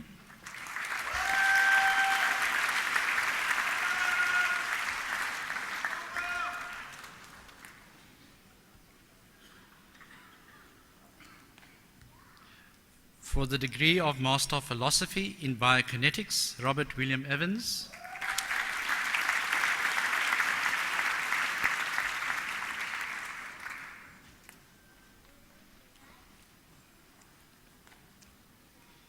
In Biomedical Forensic Science, Courtney Clark.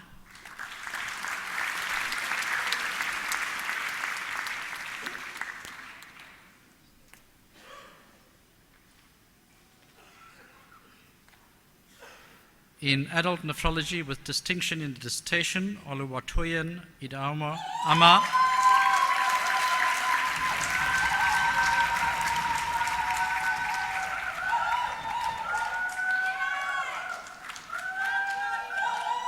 In Pediatric Critical Care, Ilse Nadine Appel.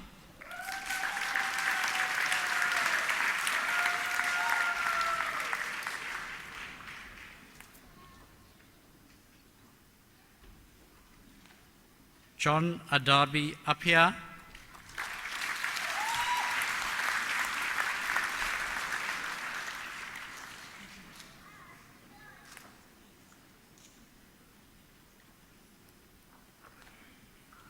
In Public Mental Health, with distinction, Kwama Zamani Kose.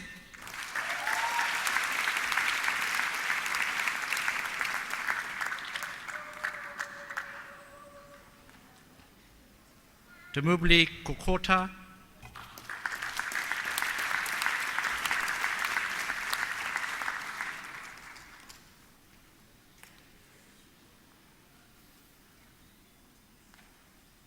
Shitsanzo Mafuta.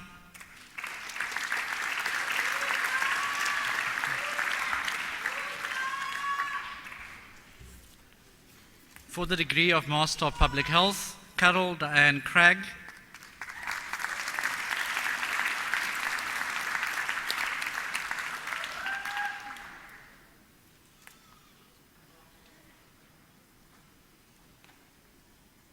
Anna Molloy.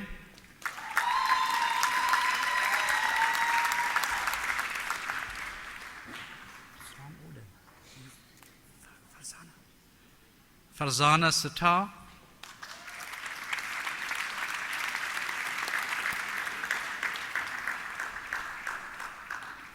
In epidemiology,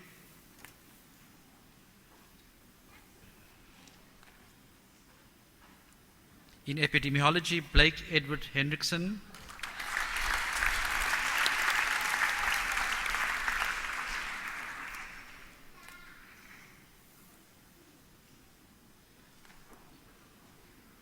Tembeka Sineke.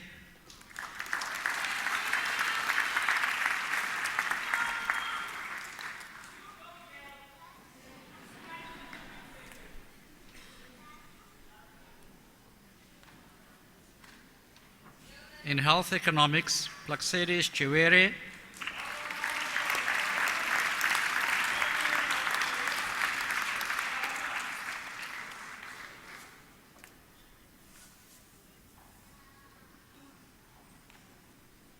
With distinction in the dissertation, Sostina Mutasa.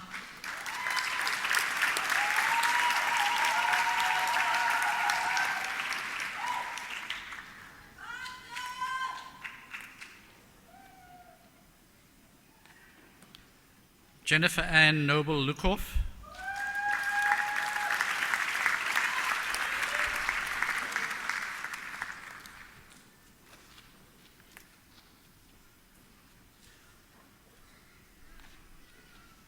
In health systems, Theodora William John Abrams.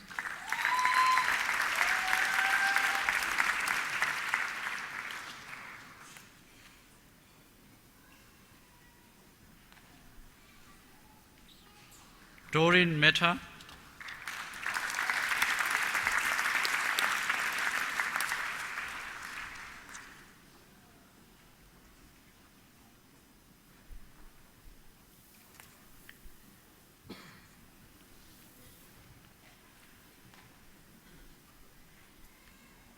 For the degree of Master of Science in Medicine in Anatomy with distinction, Francesca Dutoy.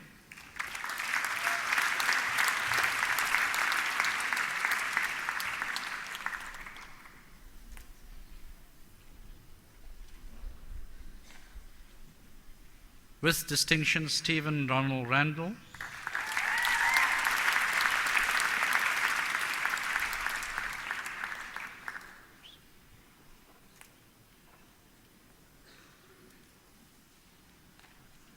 In biomedical engineering with distinction, Emmanuel Chukwubikem Nwosu.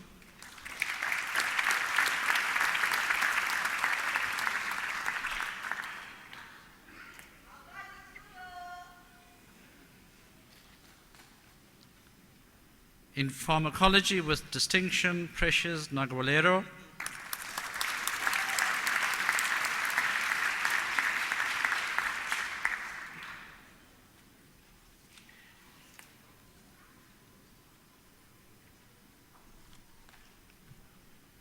In dietetics, Celeste Marinda de Bruin.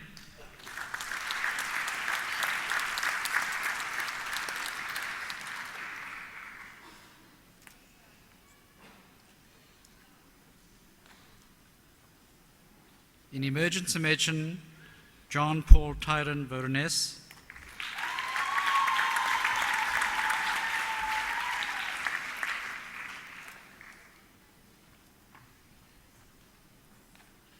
In genetic counseling with distinction in the dissertation, Taryn Shaw.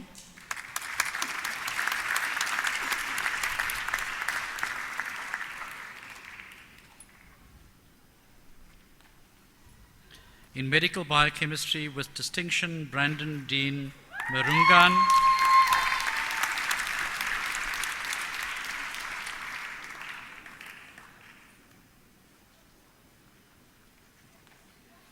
Satish Kumar Ishwaval Patel.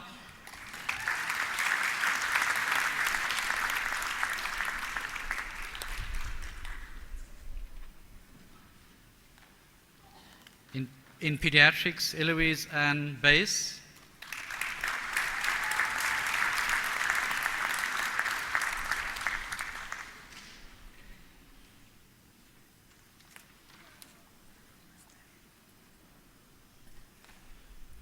For the degree of Master of Science in Nursing, Hawa Fisher.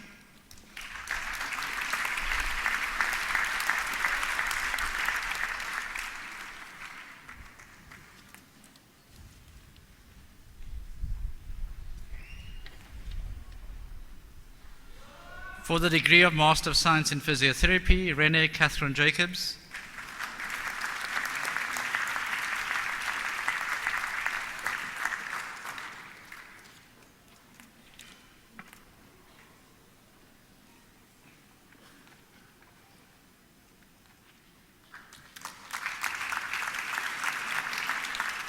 For the degree of Master of Science in Speech Language Pathology, Joanne Courtney Rousseau.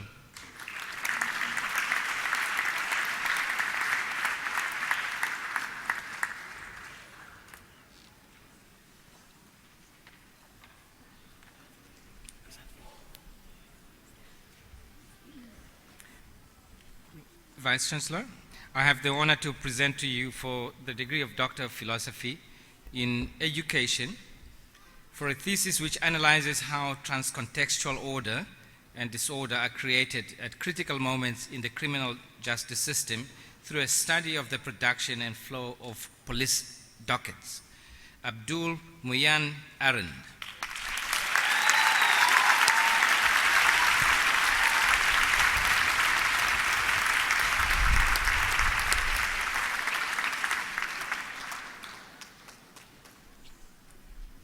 In Education, for a thesis that investigates uses of digital storytelling among South African pre-service teacher educators as a post-conflict pedagogy for sharing difficult knowledge across difference.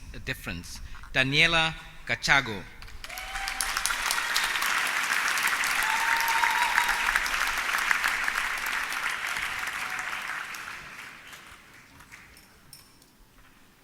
In Education, for a thesis that investigates how a teacher identity emerges and is sustained under conditions of education resistance in South Africa, and that contributes to teacher policy formulation, South African educational resistance historiography, and the research dynamic in narrative studies, Yunus Omar.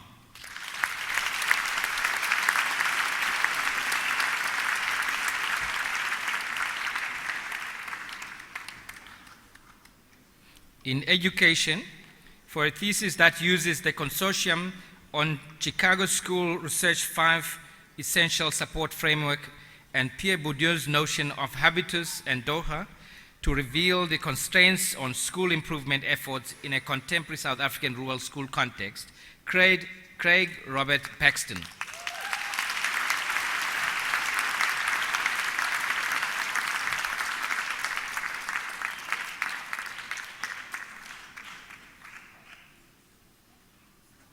In Education, for a thesis that compares the different academic literary practices in first-year diploma subjects at a university of technology and explores how these differences might be factored into future standardized tests of academic literacy, Desiree Leonara Scholes.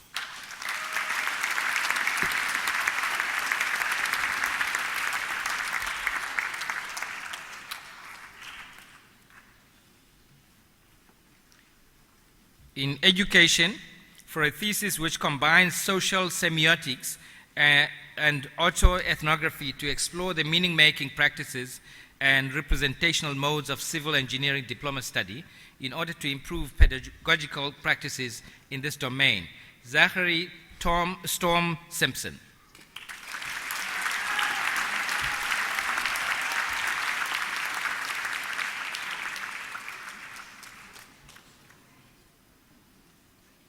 In education, for a thesis that demonstrates how, when solving problems in complex industrial contexts, engineering practitioners shift between diverse kinds of disciplinary knowledge, each of which requires its own particular ways of thinking, the specifics of which practitioners need to know, Karen Elizabeth Wolfe.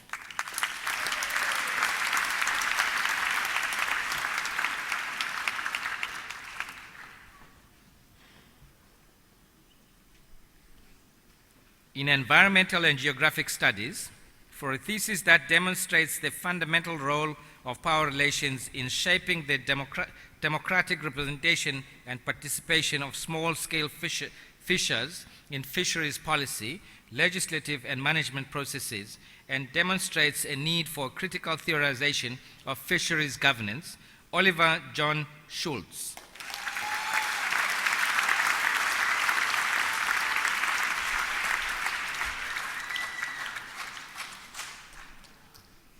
In historical studies, for a thesis that presents a biography of the Fondokati Archive, a private family library from Timbuktu, which through having been built upon the cornerstones of genealogy and marginalia, reveals an active intervention in the production of history, Susanna Mullins Litteros.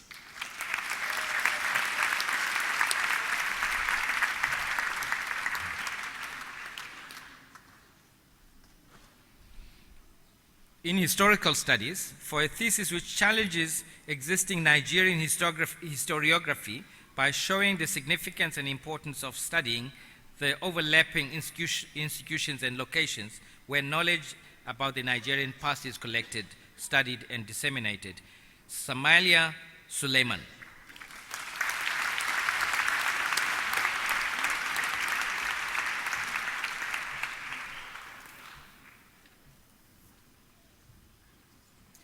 In media studies, for a thesis that investigates the perceptions of vulnerable groups in the Western Cape about climate change in order to understand how to communicate effectively with such communities and to encourage adaptive and mitigative changes in their behavior, Aletta Hendrika Janse van Rensbeck.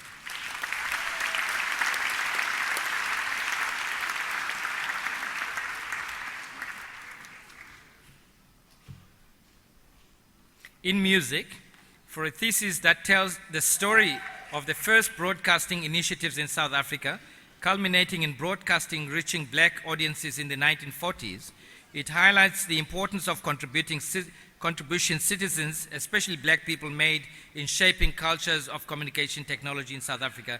Thokozani Ndumiso Mhlambi.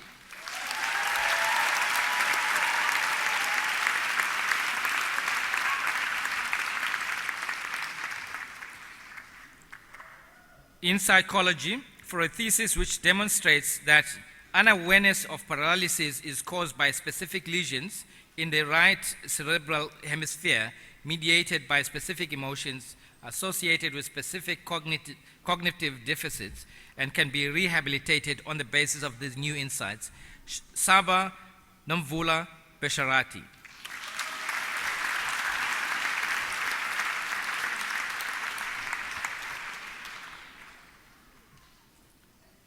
In psychology, for a thesis which finds that interventions to structure intergroup contact on a diverse university campus can lead to increases in cross-race friendships and intergroup contact, reduced intergroup anxiety, and positive intergroup attitudes, and can disrupt established patterns of self-segregation.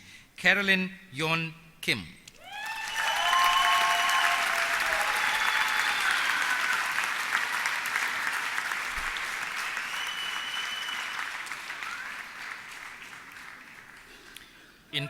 In public administration, for a thesis which shows that the challenge of implementing sanitation for the urban poor can be attributed to conflicts between and amongst government agencies and civil society over ideal and realistic levels and modalities of delivering this crucial service. Lina Tang.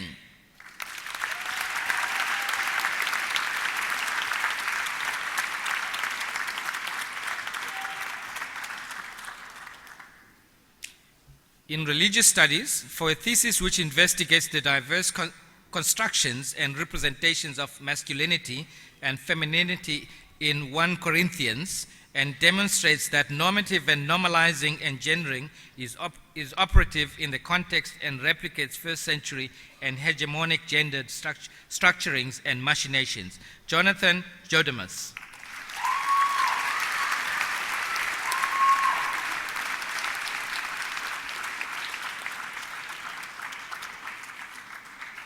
In religious studies, for a thesis that critically examines the consensus interpretation of 2 Corinthians 4.4 and demonstrates that the referent of the phrase God of this age must be God and not Satan, thereby calling into question 500 years of biblical interpretation. Ivor Gerard Puberlin.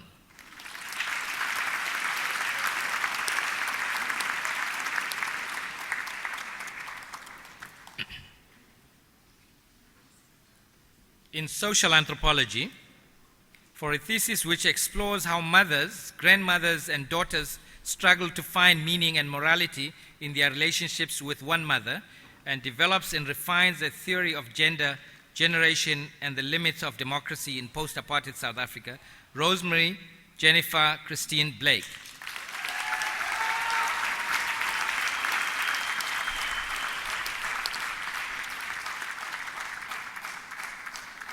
In social work, for a thesis that develops a theoretical understanding of the phenomenon of false child sexual abuse allegations and of the archetype of a parent that makes such allegations during divorce and child custody proceedings in South Africa, Tanya Marie Robinson.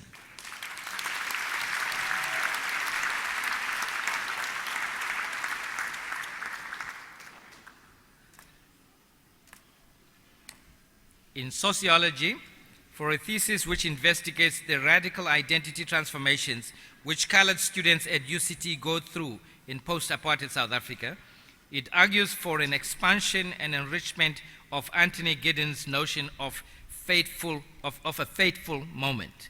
Gideon John Namdu.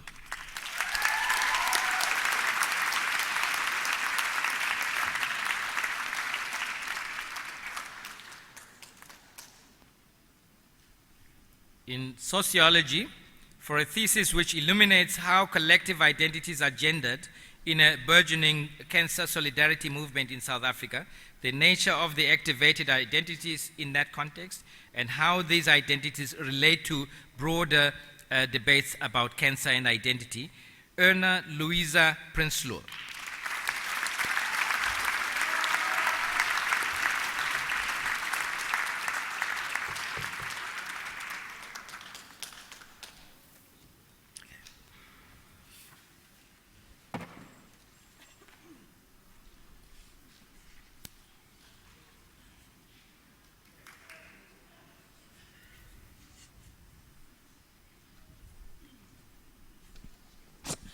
We're going to take a 1 minute, 1.5 minute leg stretch, because I think you've been sitting for quite a long time, and there's quite a bit of doctoral candidates that's going to come through. So just a 1.5 minute leg stretch.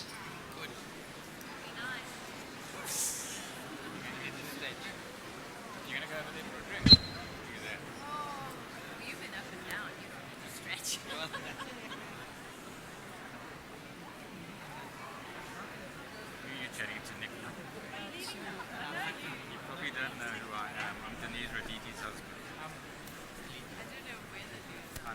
known you for a long time, but I don't think we've ever... Must be something then. Yeah. Cyril. Gerald Nurek. Just in case you wanted... All right, you can have your seat. Thank you. I'm going to hand over to the Dean of the Faculty of Engineering and the Built Environment.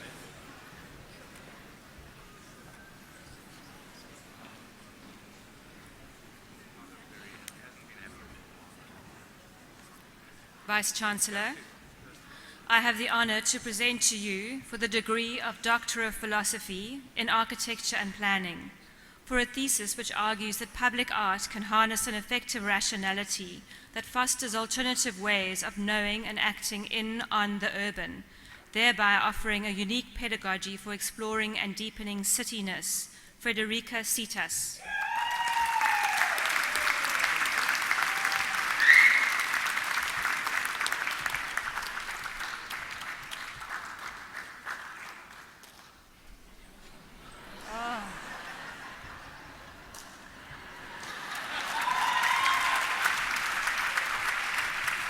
In chemical engineering, for a thesis which investigates low-energy photobioreactors for the provision of CO2 transfer into microalgal processes, providing a sustainable approach to generation of microalgal biomass as a source of nutrients, energy, and fine chemicals for bio-based processes. Sarah Melissa Jane Jones.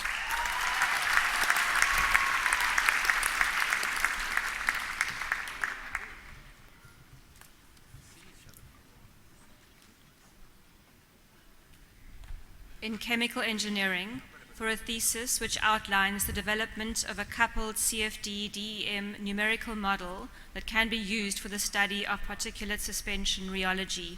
Evan Matthew Smuts.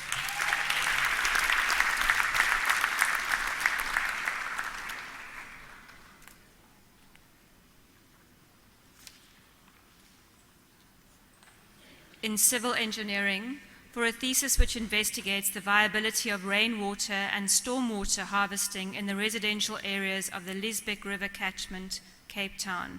Lloyd Norman Fisher Jeffs.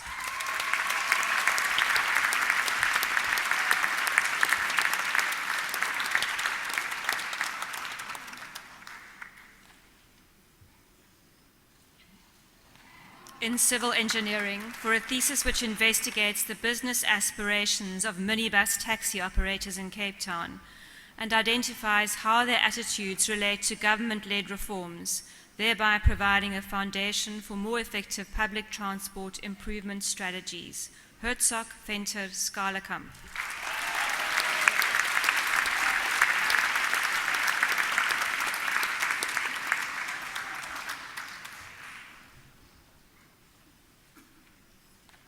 In construction economics and management, for a thesis which explores the practices and challenges of the management of construction processes in the context of developing countries, Solomon Setzer Desta.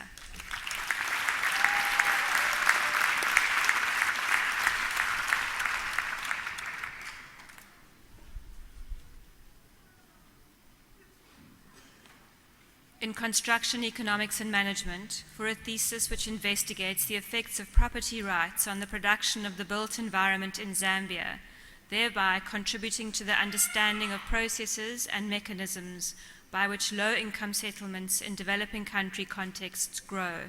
Ephraim Kabunda Munshifwa.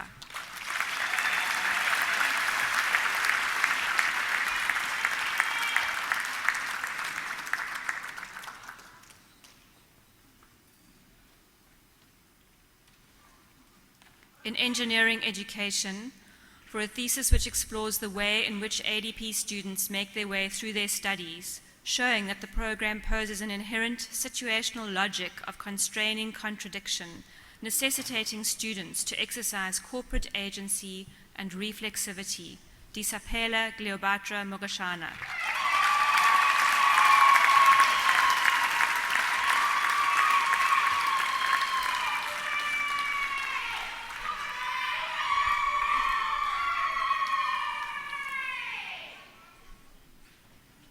In electrical engineering, for a thesis which develops a number of active object recognition systems using local interest points and Fourier descriptions in probabilistic and non-probabilistic settings for active, single and multiple object and viewpoint pose recognition. Natasha Govender.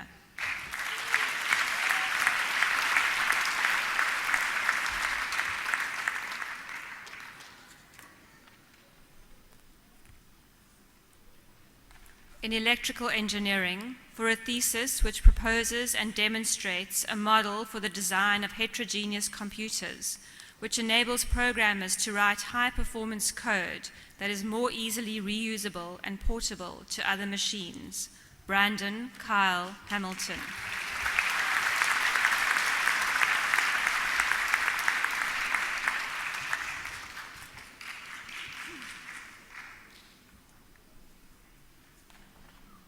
In electrical engineering, for a thesis which researches the merits offered by a new signal for radar, and in particular methods for how to use this signal when wanting to distinguish between objects of different shapes. Gabrielle Lelouch.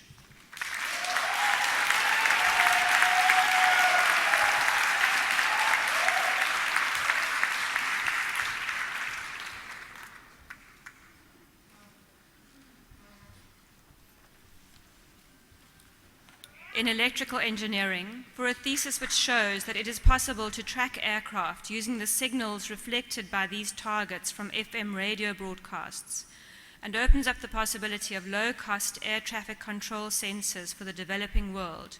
Francois de Villiers Maasdorp.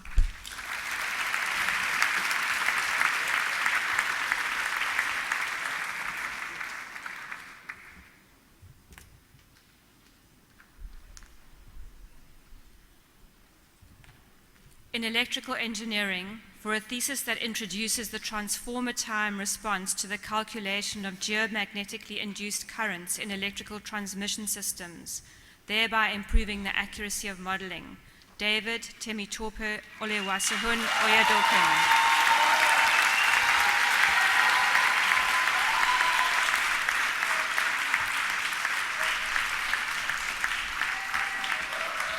In electrical engineering, for a thesis which develops novel and scalable architectures for the interconnect protocols of upcoming distributed base stations, carefully designed to provide modularity and flexibility, thereby advancing the efficient installation and connectivity technology of wireless infrastructure devices. Avinash Kant Raikwa.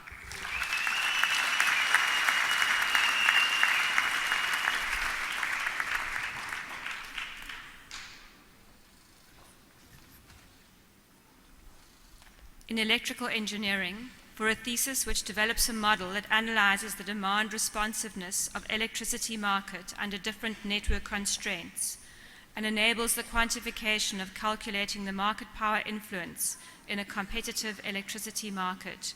June Yan.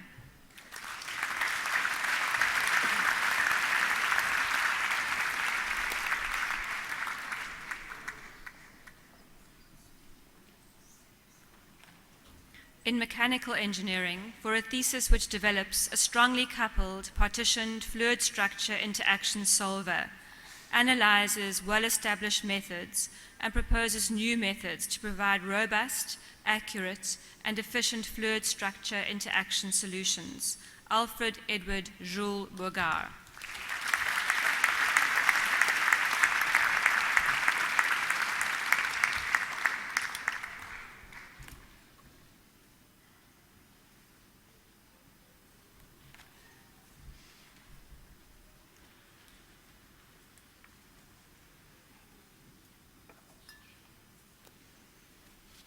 Vice-Chancellor, I have the honor to present to you for the degree of Doctor of Philosophy in Anatomy for a thesis which looks at skeletal maturation of South African children using whole body x-rays and sets local standards for bone development in forensic cases. Kavita Novinchandra Laka.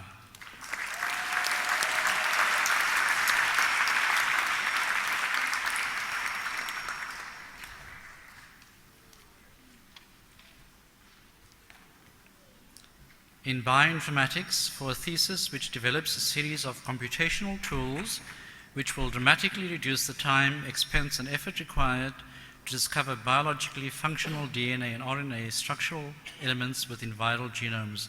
Brezhnev Muhizi Muire.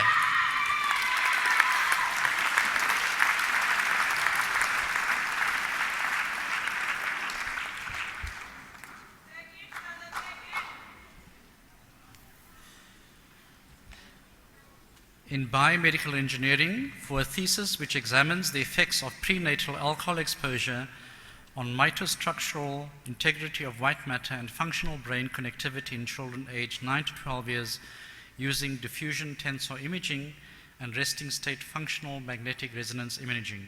Jia Fan.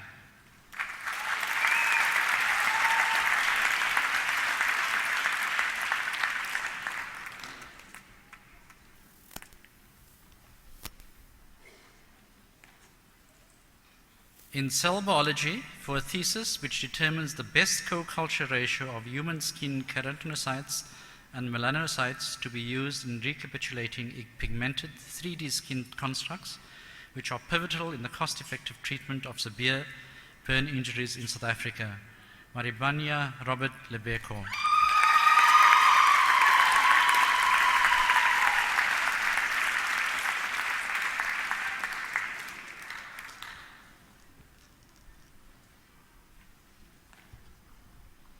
In cell biology, for a thesis which identifies the transcription factor TBX3 as a biomarker for the diagnosis and targeted therapy of a range of sarcoma subtypes which are rare but highly aggressive cancers. Taryn Wilmer.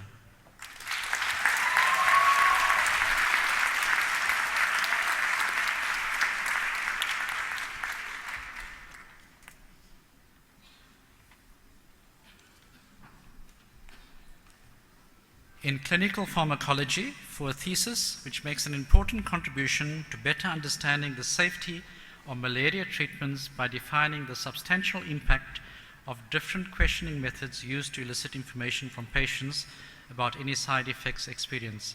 Elizabeth Allen.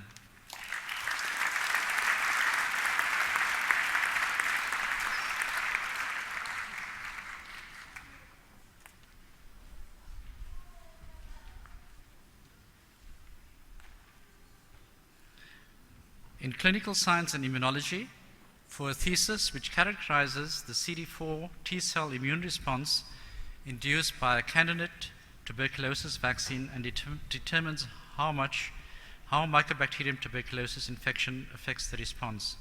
Munyaratsi Niyashi Muzvozi.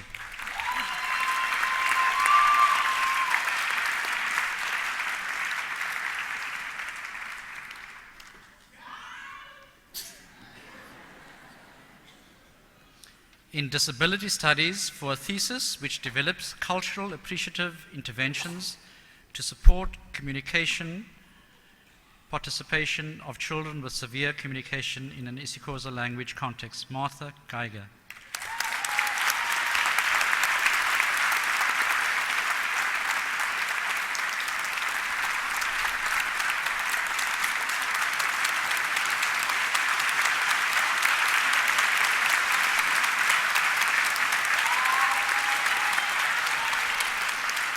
In exercise science, for a thesis which demonstrates that there are measurable differences in visual food cue reactivity between women of dissimilar phenotypes, weight loss histories, and eating styles, and underscores the importance of strategies to downregulate heightened reactivity of the brain's neural reward pathways in overweight, obesity-prone individuals.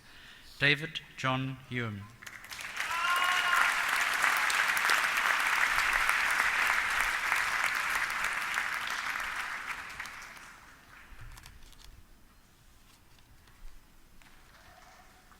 In exercise science, for a thesis investigating in-depth body composition, exercise performance, and neuromuscular characteristics of elite Paralympic athletes with cerebral palsy, which lends novel insights and understanding into the physiology and the physiological adaptations of highly functioning ambulant athletes with this condition. Phoebe Ann Runciman.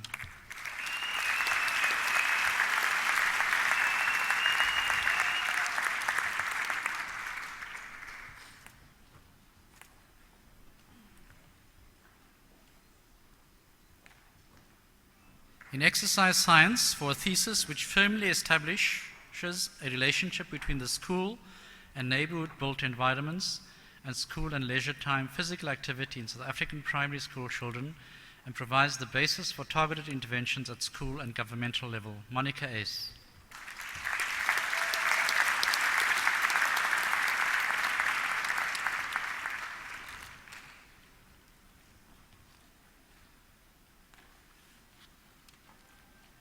In human genetics, for a thesis which provides current minimum estimates of the prevalence of Huntington's disease in South Africa and a comprehensive analysis of the disease-causing gene, thereby confirming distinct origins for the mutation. Fiona Eugenia Kirirungi Bain.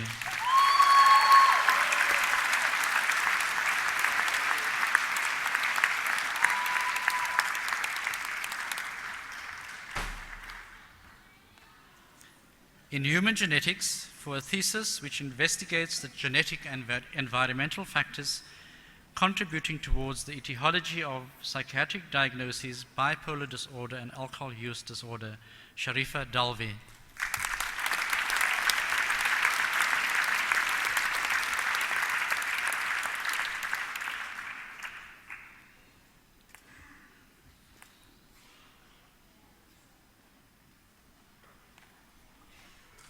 In medical biochemistry, for a thesis which describes the development of new detection particles capable of enhancing stability of lateral flow diagnostic technology, improving the suitability for point-of-care detection of poverty-related diseases such as malaria. Henrietta Renee Hobbs.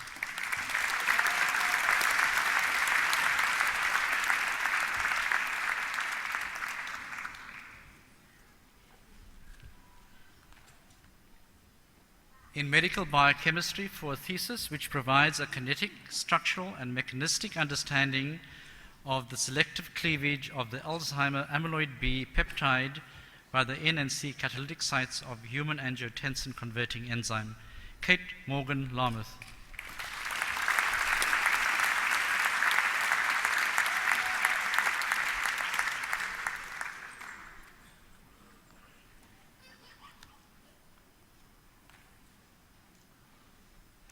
In medical biochemistry, for a thesis that describes the regulation and expression of the metabolic enzyme phosphoglucomutase 1 in cancer cells and is the first to show its elevated expression in cancer cell lines of different tissue origin. Apilo Mararuti Marapaniane.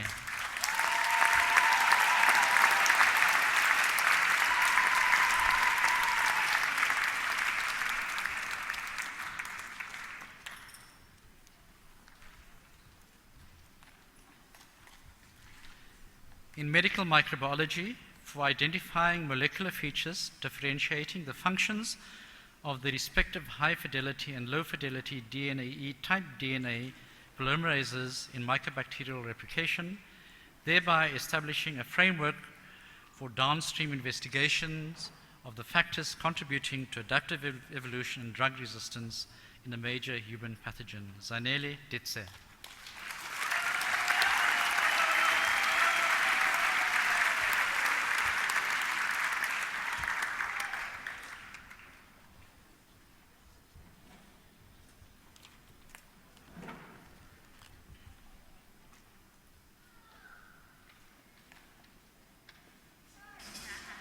In medical physics, for a thesis which validates and utilizes a Monte Carlo-based calculation system for the determination of dose distributions and output factors for the treatment of surgically exposed tumors with small, irregularly shaped electron beams that conform to the shape of the tumor. Graham Lawrence Lazarus.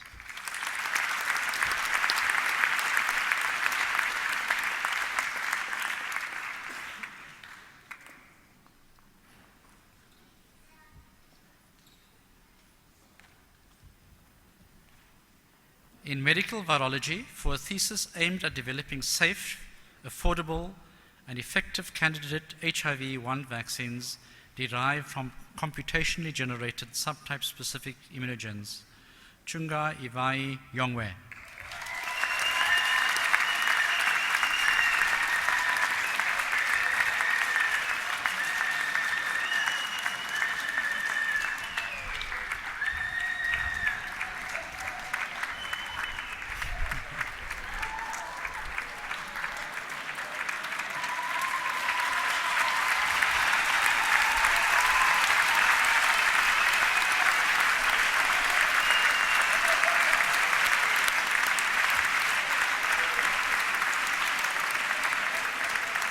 in medicine for a thesis which characterizes the spectrum of pulmonary hypertension due to left heart disease, clarifies the profile of affected patients, and investigates attributes affecting the risks of death and hospitalization over time, thereby opening avenues for mitigating those risks. Anastasi Innocent Dazudi Tamja.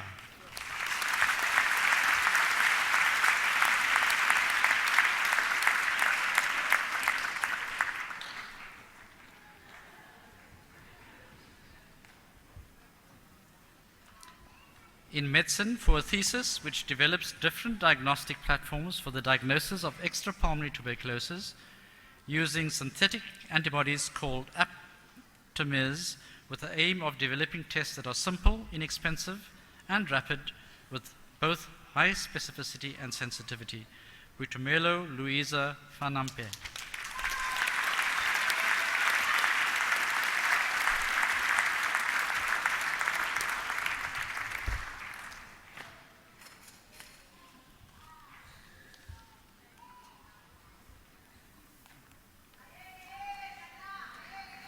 In medicine for a thesis which examines how a T helper 2 immune response can modulate protective immunity to pulmonary tuberculosis and its role as a potential target for vaccine design. Anil Sanjeev Puran.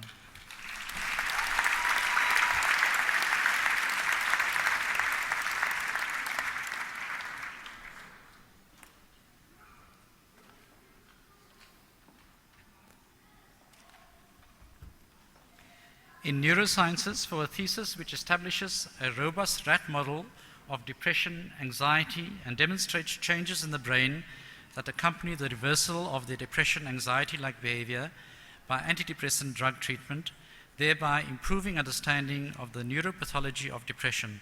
Petrus Jurgens van Zyl.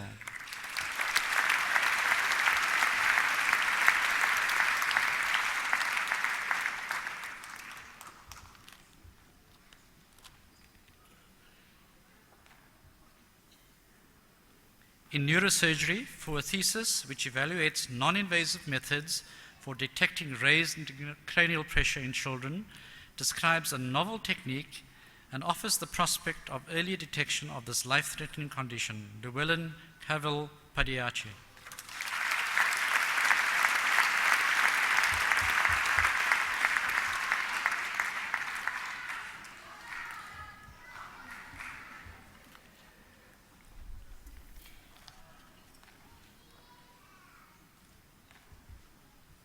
In nursing for a thesis which highlights the gaps in the heteronormative healthcare system to address all the transgender-related healthcare needs of transsexual women during the sexual realignment process. Douglas David John Newman Valentine.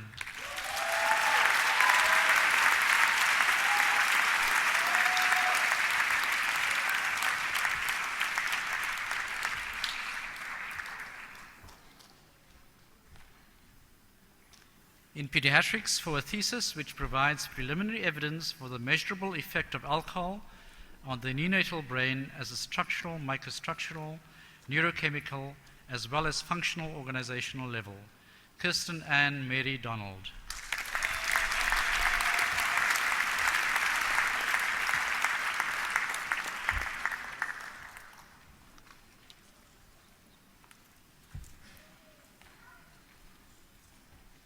In pediatrics for a thesis which defines the outcome of asymptomatic and symptomatic rheumatic heart disease in low and middle income countries, Liesel Joanna Zulke.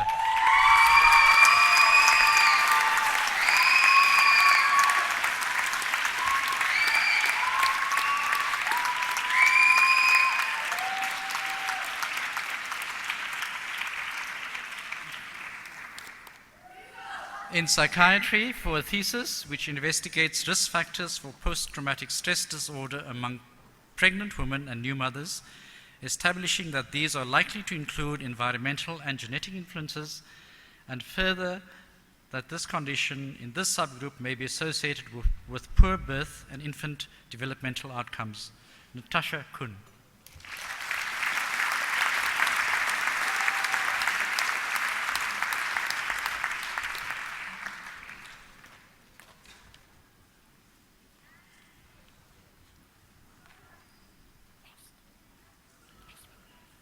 And last but not least, in psychiatry, for a thesis which utilizes 3 different neuroimaging techniques to investigate the neurocircuitry of methamphetamine dependence with and without psychotic symptoms. Daniela Vuletic.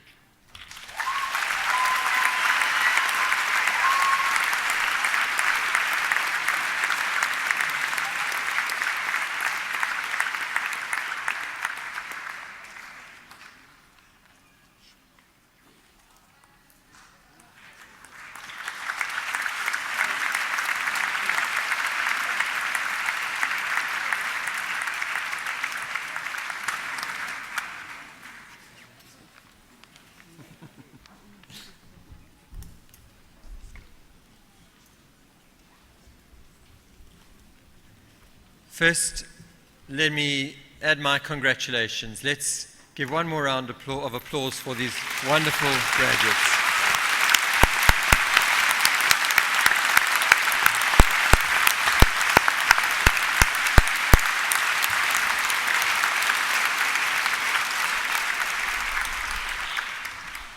It's been a long ceremony, nearly 3 hours, but that's because we've just done so well.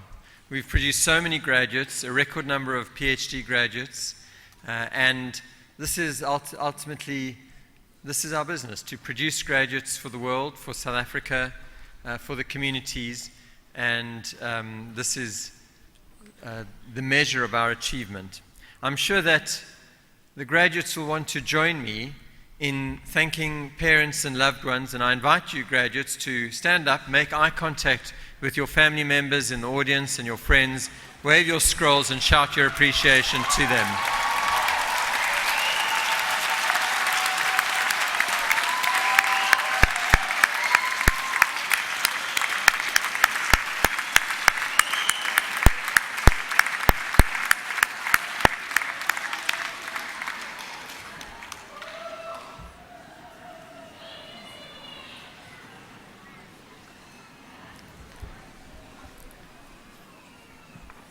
And your achievements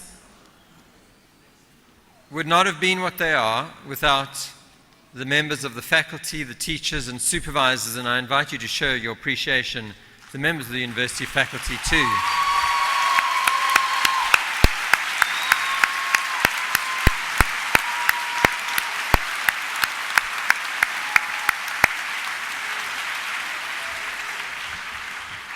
I want to share my appreciation and say the university is only as good as its brains trust, as the academics, the researchers, the teachers that we have. And this has been a particularly difficult year, challenging year for the university. And in spite of that, with the delayed exams, with the extra work and the work that still lies ahead, you've all helped us pull through and perform and achieve what we have tonight as good as in any other year. Thank you to all of you for what you've done.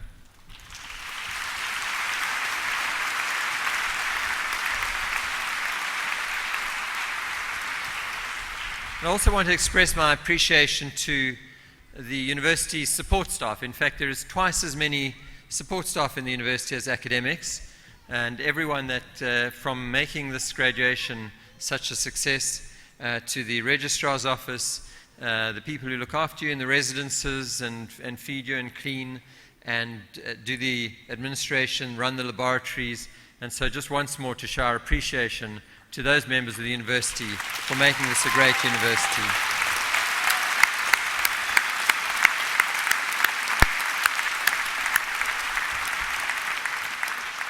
As you graduate, many of you graduating from the University of Cape Town for the first time, you become members of the convocation of the university, that body of graduates which now numbers some 170,000 living members. And as convocation, you play a critical role in the continuity of this institution over time. You do that by electing the president of convocation, currently Professor Barney Patiana. You do that through electing members of the University Council, the governing body of the university, which makes key decisions about the appointments of senior staff, the budgets, the future direction of the university. It's in your interest to ensure that you remain proud of the university and of your alma mater, and you can play a role in ensuring that that happens through the convocation. It requires, however, that you keep in touch with us so that we can keep in touch with you, so that we can send you frequent newsletters about what's happening at your alma mater, that we can solicit your opinions, as we did a few times this year, for example, on the Rhodes Statue, when we canvassed the views of alumni and convocation, that we can invite you to vote in the elections and for the president so that you can influence the future of the university. So please do keep in touch with us.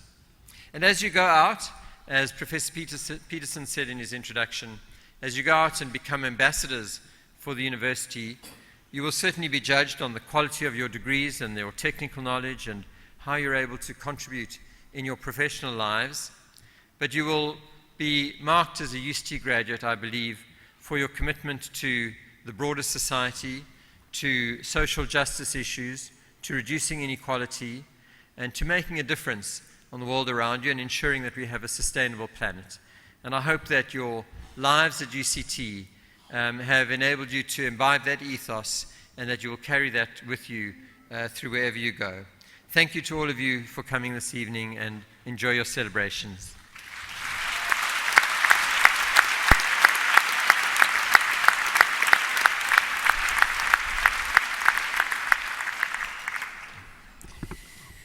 So we've come to the end of our proceedings for this evening. The congregation is requested to remain standing until the procession has left the hall. We also invite the graduates and their families to the function in the Leslie Building. The Leslie Building is, if you go down with the steps, you should turn right, and you will find the Leslie Building on your right-hand side.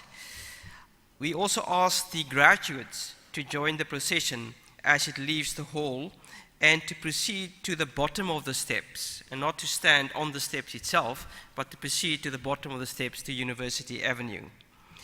The Vice-Chancellor will now dissolve the congregation, so I invite the congregation to stand.